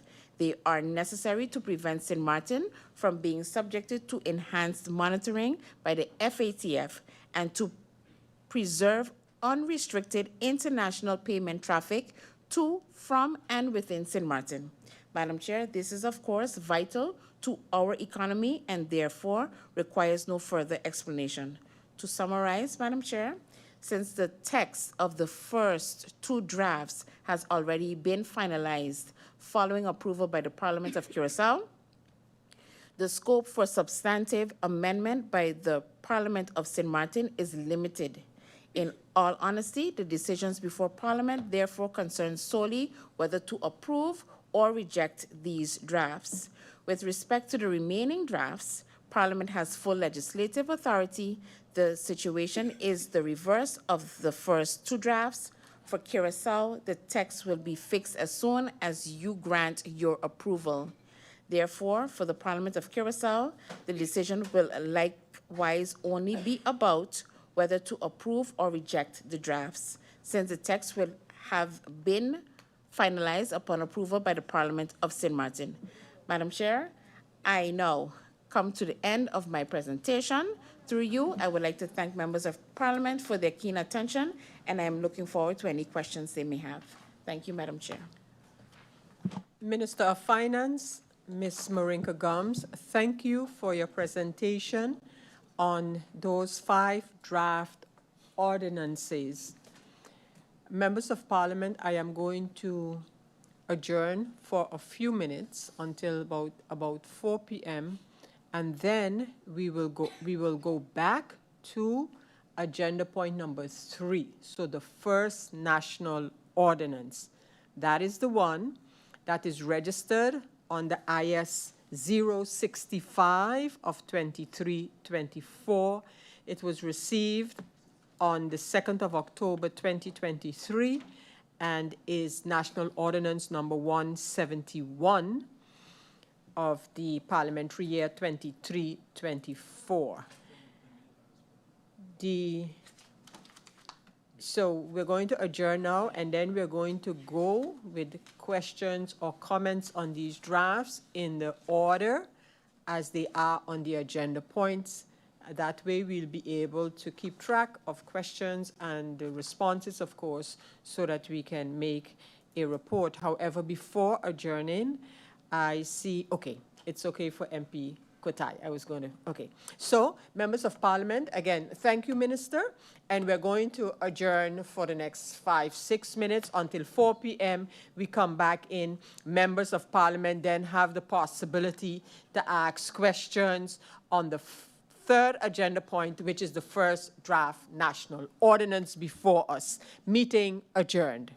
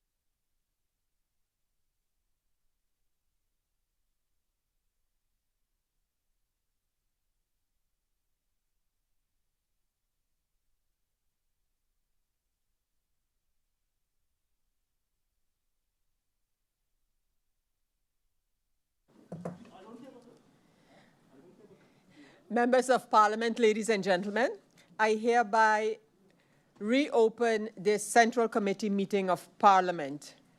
We had a presentation on the 5 draft national ordinances before us by the Minister. That was starting at agenda point number 3. And so we go back now to the first draft national ordinance. This is agenda point number 3. This draft ordinance was received on October the 2nd of 2023, and it regards the supervision of securities intermediaries and asset managers. As I mentioned, this document is National Ordinance number 065, and it's of the parliamentary year 23-24. We have had a presentation on all 5 draft ordinances by the Minister, and I ask if any member of Parliament wishes to take the floor on this draft national ordinance. That does not appear to be the case. Yes, it is. We have MP Dimar Labega. MP Labega, you have the floor. Thank you, Madam Chair. Good afternoon to all. Good afternoon to the Minister and her support staff. Thank you for that in-depth presentation. I didn't have time to go over all of the laws this weekend, given that they were so lengthy, but I did indeed get a start. Now, pertaining to the first one, with the asset managers, you mentioned about a gray list. Now, I'm not sure, or can you reiterate, is St. Martin on the gray list? Are we close to the gray list? And if we are or aren't, how much time have we as a country known that this would be a possibility? And I'm assuming that because of this gray list is why all the other things like digital payments and different laws aren't in place for us to achieve these things. So I'm assuming that this gray list is at the height of importance. So to reiterate the question, are we on a gray list or are we close to being on a gray list? Thank you, Madam Chair. Thank you, MP Labega. We continue on that first draft ordinance, and I give the floor to MP Roseberg. MP Roseberg, you have the floor. Thank you, Chair Lady. Blessed afternoon to everyone, Minister of Finance and the support staff, my honorable colleagues, and to the people of St. Martin tuned in online. My question to you, Madam Chair, is more of a general basis, because if I look at the laws, it's basically a copy of Curacao seeing the uniformity of it, unless I miss something. I think I would like to have, if there is clear difference to it, that it maybe can be highlighted what is different, because I myself haven't seen it, unless the terminology, St. Martin, Curacao, etc. What I would like to know, though, is we have spoken about the fact that seeing that we are in the same monetary union, it need to be uniform. And if I'm speaking about that uniformity, I find it not the best way to go about when you see, for example, and that's not towards the current minister, it's just in general, Madam Chair, and seeing that the minister is currently in that seat, I would like to know what is going to be done about that. That some of the laws are from 2017, from Curacao, which have been approved, and then others 2025. And if we look at that uniformity aspect, what is being done, especially seeing that it was mentioned that certain of the laws were discussed together with Curacao, the central bank, and the legal teams, but then it feels like St. Martin is non-stop walking behind the facts. So why, if it's being done together, why can't it not be put on the agenda together? Maybe that's from Parliament side where we're lacking, but I find very shocking. For example, law number 1 seemed to be from 2017, if I understood correctly. That's what was mentioned. 2017 it was approved in Curacao. Correct me if I'm wrong, to you, Madam Chair, but we are now in 2026, and we are now dealing with it. So then I'm asking, like, where is it going wrong? And maybe I understood wrong. So through you, Madam Chair, hopefully that can be corrected. But if we are operating in the same union, I do believe that we should look at a way that the laws can be amended around the same time so that we can apply those laws same way. So that is what I would like to bring forward for now. And then depending how the discussion goes, I will add some other pointers. Thank you, MP Roseberg. Is there any other member of parliament who wishes to speak to this first agenda point? We have MP York. MP York, you have the floor. Thank you, Madam Chair. Madam Chair, I'll be brief. I only have a few questions right now pertaining to this law. Minister, through you, Madam Chair, I didn't happen to see with any of the laws, in particular this one, any notes from the Bankers Association. So do you have, or does the Minister, through you, Madam Chair, have any notes on the Bankers Association based on any of these laws, in particular this one? If not, why not? And also, will that be attainable before going to the OVA? Also, Madam Chair, I would like to ask the Minister through you, seeing that the Minister is now in the seat and the Minister is bringing these laws to Parliament, I would like to just ask the Minister for future reference. Minister, through you, Madam Chair, do you stand behind the laws as currently presented today in Parliament? Do you stand behind all 5 laws as currently presented? And as well as it pertains to this particular law, I see that there's a stamp. Well, before that, I understood through the presentation that there's a slight sense of urgency behind these proceedings as it pertains to the laws. As I look at this particular law, I'm seeing a stamp that it was stamped in by Parliament in 2023. And we are now in 2026. So my question would be, why did the Minister, upon assuming office, wait until now to bring the law and not in the year 2024 or 2025? Maybe she explained it already, but I'm seeing a stamp saying 2023, and we're here in 2026. So maybe if the Minister can explain why the gap in between, that would be good for my understanding. And for now, I'll leave it at that, Madam Chair. Thank you. Thank you, MP York. Any other member of parliament? Yes, MP Irian, you have the floor. Thank you, Madam Chair. Following up on the point from MP York, yeah, so there is a stamp from 2023, and I'd like to say that that stamp also was brought by the previous administration, which was myself. We submitted the law to Parliament in 2023 October. So I do agree with the question posed by MP York. Does the government stand by all of the legislation regarding all the 5 laws and take ownership for these laws? Because it's interesting, when we have other laws that come in, it's mentioned that it was worked on by this person in 2016, and we get a whole trajectory of when the law started. And then for this presentation, we have kind of no background to the history of the law. So it's very interesting. When I look at the law then, and I'm not too sure if the Minister has access to conversations that were had. I know my then Chief of Staff and the Central Bank, etc., we had different meetings pertaining to this in different notes. The idea then was, because of the urgency of the harmonization, to get in certain laws as quick as possible, and amendments would follow the next year, I believe. This one, as was stated already, was 2023, and all of the laws are exactly the same, so there are no amendments. And looking at the situation now with the US, and we're 3 years removed from when this law was initially submitted,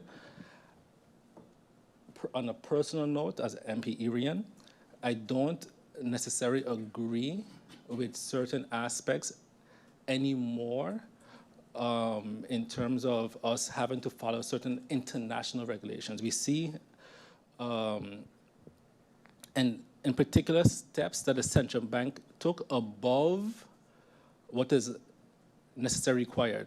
So when I look at the legislation from Aruba, for example, Aruba did what the FATF needed.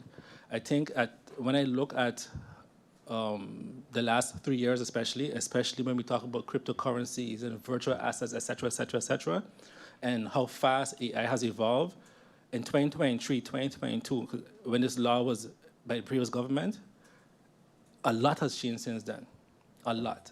And I don't see our current day reality anymore in the law, and also I don't see the future proofing of the law anymore.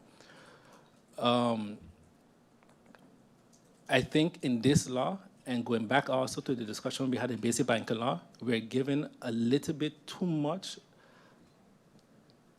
authority or power to the bank, and we need to be able to allow more innovation. Again, because of the last 2 years, when we look at AI cryptocurrency, we are going to be stifling innovation if we don't adjust the law a little bit. In addition to that, Madam Chair, I don't see the last time the U.S. As Chair made remarks regarding the SER. Minister, I don't think we've gotten your reply on those remarks as yet in a previous meeting on that legislation, but the chair made it clear also that that answer would suffice for other legislation also. So again, do you believe that these laws that we have now should have gone to the SER? Because I think they impact the country in a similar fashion to the previous laws that we discussed in the last 2 years. So will we be submitting these laws to the SER to get their feedback? Because I've asked a couple of board members of the SER, and they said they would hope that it does go through the same trajectory. So is that going to happen?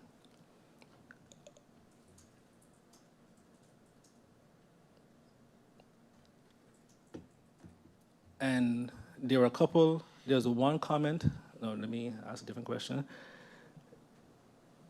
The comments from the Council of Advice, does the minister see herself in the comments from the Council of Advice? So there are comments from the Council of Advice. Does the minister agree or disagree with the comments from the Council of Advice? I'm sure that will be all for now. Thank you. Thank you, MP Irian. Any other member of Parliament? That does not seem to be the case, so I would adjourn for just 2 minutes to caucus with the minister on her responses to the questions posed. We'll adjourn until 4:20, 20 past 4. Meeting adjourned.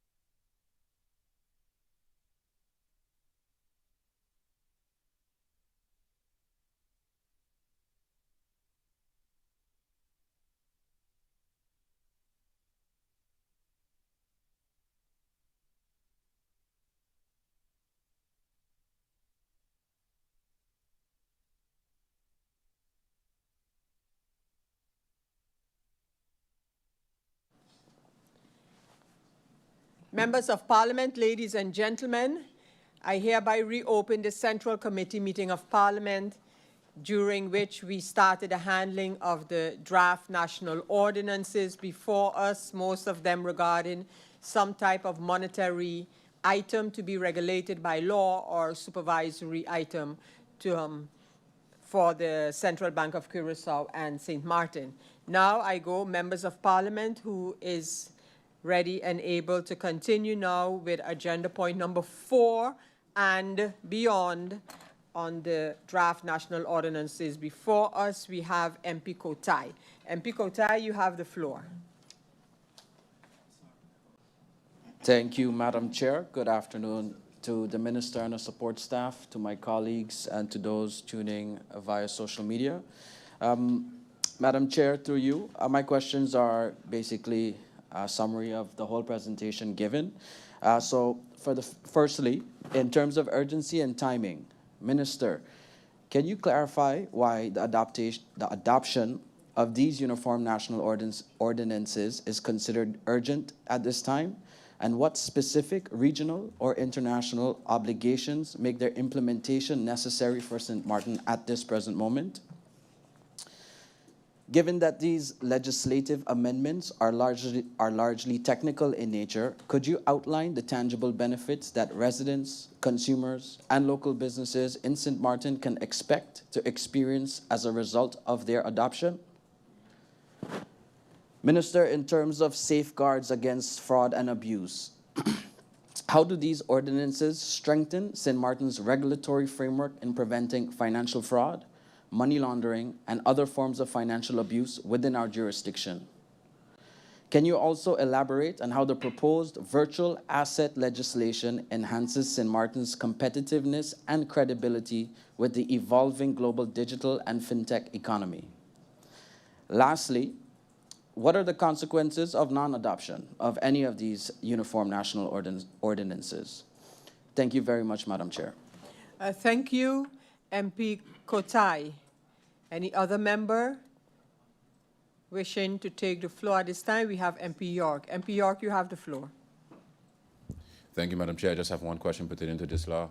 Minister, through you, Madam Chair, there was an article recently, maybe a week or two ago, about PayPal, Revolut, etc., and the digital opportunities that were not available to St. Martin at the time, or wouldn't be available to St. Martin at this time.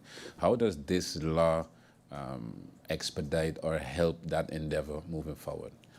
And is there anything in the law, seeing that the law was made before that discovery of a couple of weeks ago, what is to be changed or to be amended or to be adjusted in the law, seeing what we know now, in order to better the situation moving forward? That's my only question, Madam Chair. Thank you. Thank you, MP York. Is there any other member of Parliament who at this time have questions regarding any of the following laws? And I see MP Irian requesting the floor. MP Irian, you have the floor. Thank you, Madam Chair. Madam Chair, regarding this legislation, or even the legislations in general, a discussion at that point in time with the central bank was, okay, yes, we're going to implement these laws, but do you have the capacity or resources to actually enable these laws? And at that time, the central bank said, currently, we're not there, but we're going to work towards it. We are 3 years removed from that. Through you, Madam Chair, I want to ask the Minister, is the central bank capable of actually enforcing all of the legislation that we have in front of us? And that's not just my question, but it's also a question, also a concern from the Council of Advice at that time. So we are 3 years removed. Curaçao already approved theirs. Are they able to effectively enforce the legislation? Thank you, Madam Chair. Thank you, MP Irian. Any other member of Parliament with questions at this time? No, that does not appear to be the case. So, Minister, we will adjourn this meeting and giving you the chance to prepare the answers to the questions posed thus far, as well as members of Parliament who might wish to come back on some of the matters pertaining to these draft laws before us. So members of Parliament, we have the National Ordinance containing rules on the supervision of security intermediaries and asset managers. We have the ordinance containing rules on the supervision of payment service providers. We have the ordinance containing rules on the supervision of virtual asset service providers. And we have the ordinance containing rules concerning oversight by the Central Bank of Curaçao and St. Martin. And then we have the next one, which is the National Ordinance containing rules concerning clearing and settlement systems in the Monetary Union of Curaçao and St. Martin. These are the laws that we're actually handling right now. The minister have her first set of questions thus far. But I see before I adjourn this meeting, we have MP Labega and then MP Roseberg. MP Labega, you have the floor. Thank you, Madam Chair. I had a misunderstanding.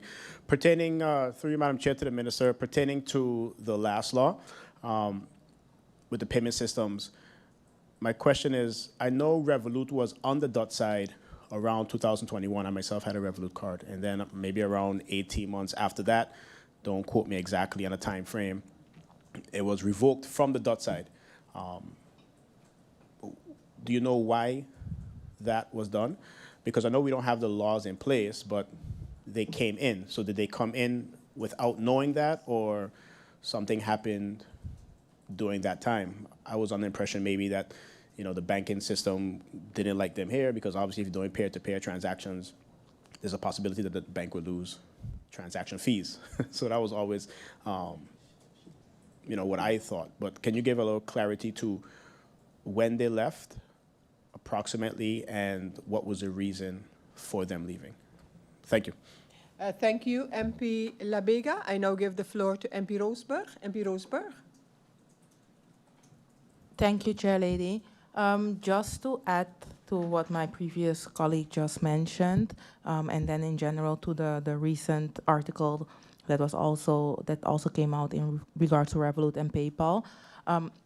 I mentioned it in my previous questions to you, Madam Chair, already, that it seems like St. Martin is just following, and it's not in the current constellation, but just in general, to see that the laws seem to be pretty or outdated, or when it seems like Curaçao is updating, then St. Martin follows. And if we are adjusting the laws, right, and it takes so long, what are we doing? And then maybe it was also answered by my other colleagues, but just to have that question in the way how I would like to get it answered, what are we doing to make sure that we are finally leading in that sense? Because if we are updating a law from 2017, or updating the current laws that need to be updated, how are we making sure that we're not wasting the legal resources that we don't have to update a law that in a few months needs to be updated again, or it's already outdated once it's finally in effect? And next to that, it was mentioned by other MP as well in regards to the SER, if the plan is to go through that trajectory. What I wanted to know is if it's also the plan to go, just to make sure to know what the Council of Advice is thinking in this current state, if that is also has been a plan to get a current update, seeing that some of the laws have been going through the Council of Advice years ago, that maybe that position of the Council of Advice has changed. So if, just to make sure that those adapted legal pointers are still legally sound nowadays, if that is also a plan from the ministry. Just to get that clarified, I wanted to add that to my questions. Thank you. Thank you, MP Roseberg. MP York, you have the floor. Thank you, Madam Chair. Before we move on with the next law, I just had a question about the Revolut and PayPal subject. Madam Chair, through you, to the Minister. Minister, I remember when the article came out, if I'm not mistaken, it was an article from the Central Bank, basically saying that Revolut and PayPal were not interested in doing business on St. Martin. I don't remember seeing any official communication from your person. So can you attest that that was really what was stated in the meeting? And lastly, on that point, were you or part three, Madam Chair, was the Minister part of that meeting? So that would be my question on that. And lastly, just for the record, the same question I posed pertaining to the first law as it pertains to the Bankers Association, I would like to copy-paste that to this one as well. Thank you, Madam Chair. Thank you, MP York. MP Irian, you have the floor.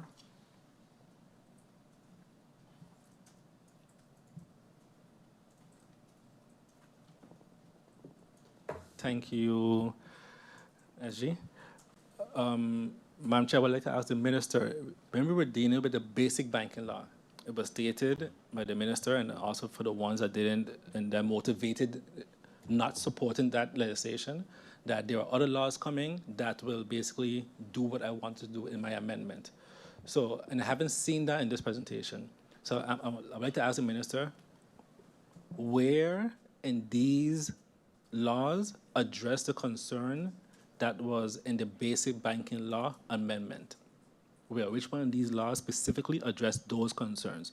And those concerns were that everything that you can do in a physical form, we want to be able to do in a digital form. So where is that addressed? Because now the opportunity is here, so then we could verify. And in addition to that, regarding the second amendment also, and also the topic about Revolut and PayPal, where in these legislations that are here now allow the opportunity for the central bank and the banks to create their own version of PayPal or Revolut for the kingdom at the very least. That was the other discussion we had in the basic banking law. So where in this legislation would create the opportunity for that to happen? And that'll be all, Madam Chair. Thank you, MP Irian. Minister, it seems we do have another speaker. We have MP Duran. MP Duran, you have the floor. Thank you, Madam Chair Lady. And I have one question to the Minister. Being able to briefly go through some of the laws, two of the laws in particular, and I see something that I don't agree with, which I'll not delve into now.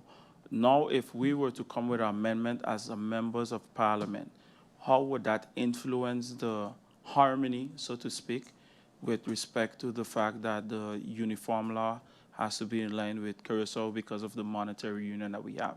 Because say one, say two, we are separate, we have our separate status, we have different thoughts in terms of how we want to see our countries develop. If we were to differ of opinion with one of those laws in particular and make an amendment, so to speak, how would that work out in reality? And were you 100% in line in the laws that the laws in the state that they are, in the sense of Curaçao's approval, or did you amend them before bringing it to Parliament? That would be all for now, Madam Chair, while I continue to dissect the documents in their entirety. Thank you. Thank you, MP Duran. I now give the floor to MP Otley. MP Otley, you have the floor. Thank you, Madam Chair. Madam Chair, while I do commend the Minister, I did commend the Minister in notification, I would have to agree with my colleague, MP Roseberg. I am tired of seeing what seems to be the new norm of us following Curaçao or having to be in line with Curaçao. And I think that it is time that we also realize, like my other colleague just mentioned, that we have our own norms and ways of handling things. And one thing I realized from going to IPCO, when Curaçao want to do something, Curaçao going to do it. When Curaçao have to submit something, whether St. Martin is on time or in line, they're going to do it. So the harmony is nice. And again, bringing laws that were from the previous administration, and I always say it don't matter. Once you have St. Martin fuss, it don't matter who brought it, as long as you carry it out. But when we see 2023, we definitely know that there are changes that needs to be applied because of that time frame. And then I heard my other colleague ask about the SED, which is very, very important. Something of this magnitude needs that feedback. I don't know if that was responded to, but something of this magnitude needs it, because if we as members of Parliament have to go to the SED, then something like this should go to the SED. That's just my 2 cents. Thank you, Madam Chair. Thank you, MP Otley. MP Roosburg. Thank you, Chair Lady. Seeing that we have received the presentation, right, and seeing that was several times mentioned, I just want to clarify something that I mentioned in regards to the following part of St. Martin following Curaçao. I understand where it needs to be harmonized, right? But what I would love to see, and I think it ties it all together, is that Curaçao will follow us in that regard, you know? Let them follow us.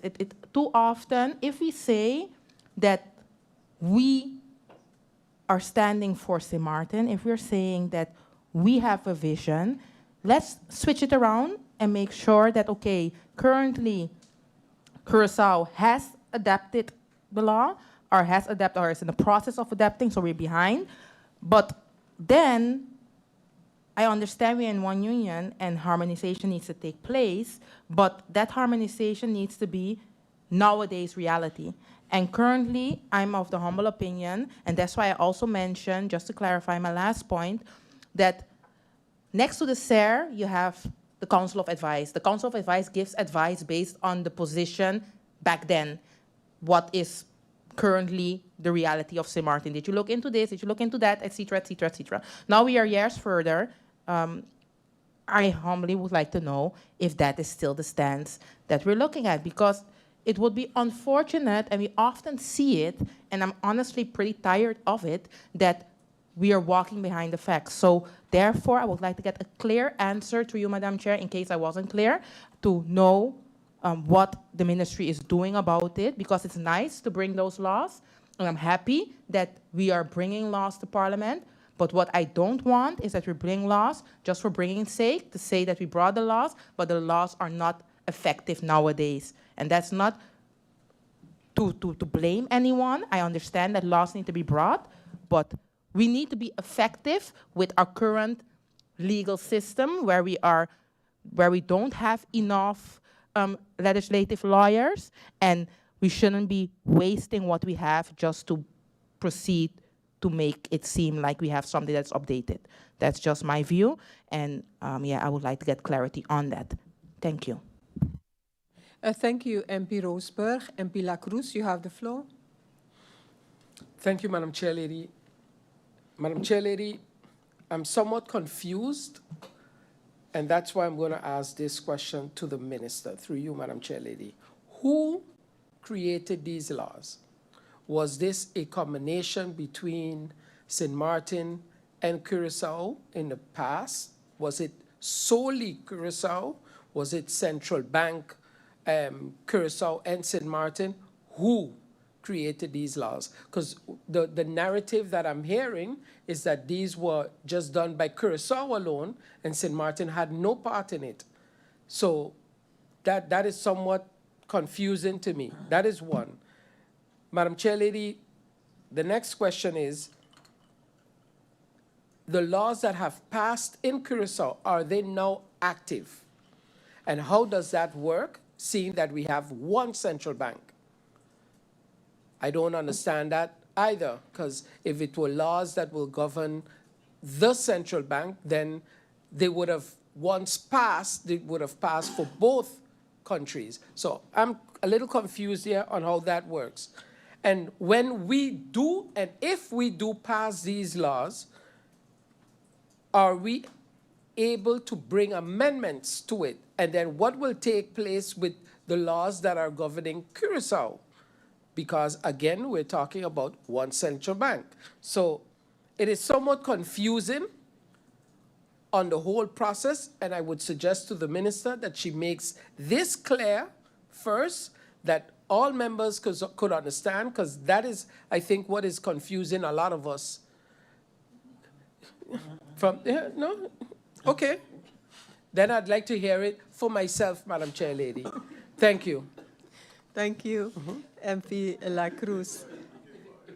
Members of Parliament, I think we have arrived at a point where we can adjourn this meeting. From earlier discussions, it must be clear that the continuation will be definitely beyond 3 weeks from this point, but the exact date and time will be synchronized with the minister and, of course, communicated to the members of Parliament. So at this point in time, I will adjourn this Central Committee meeting of Parliament until further notice. Meeting adjourned.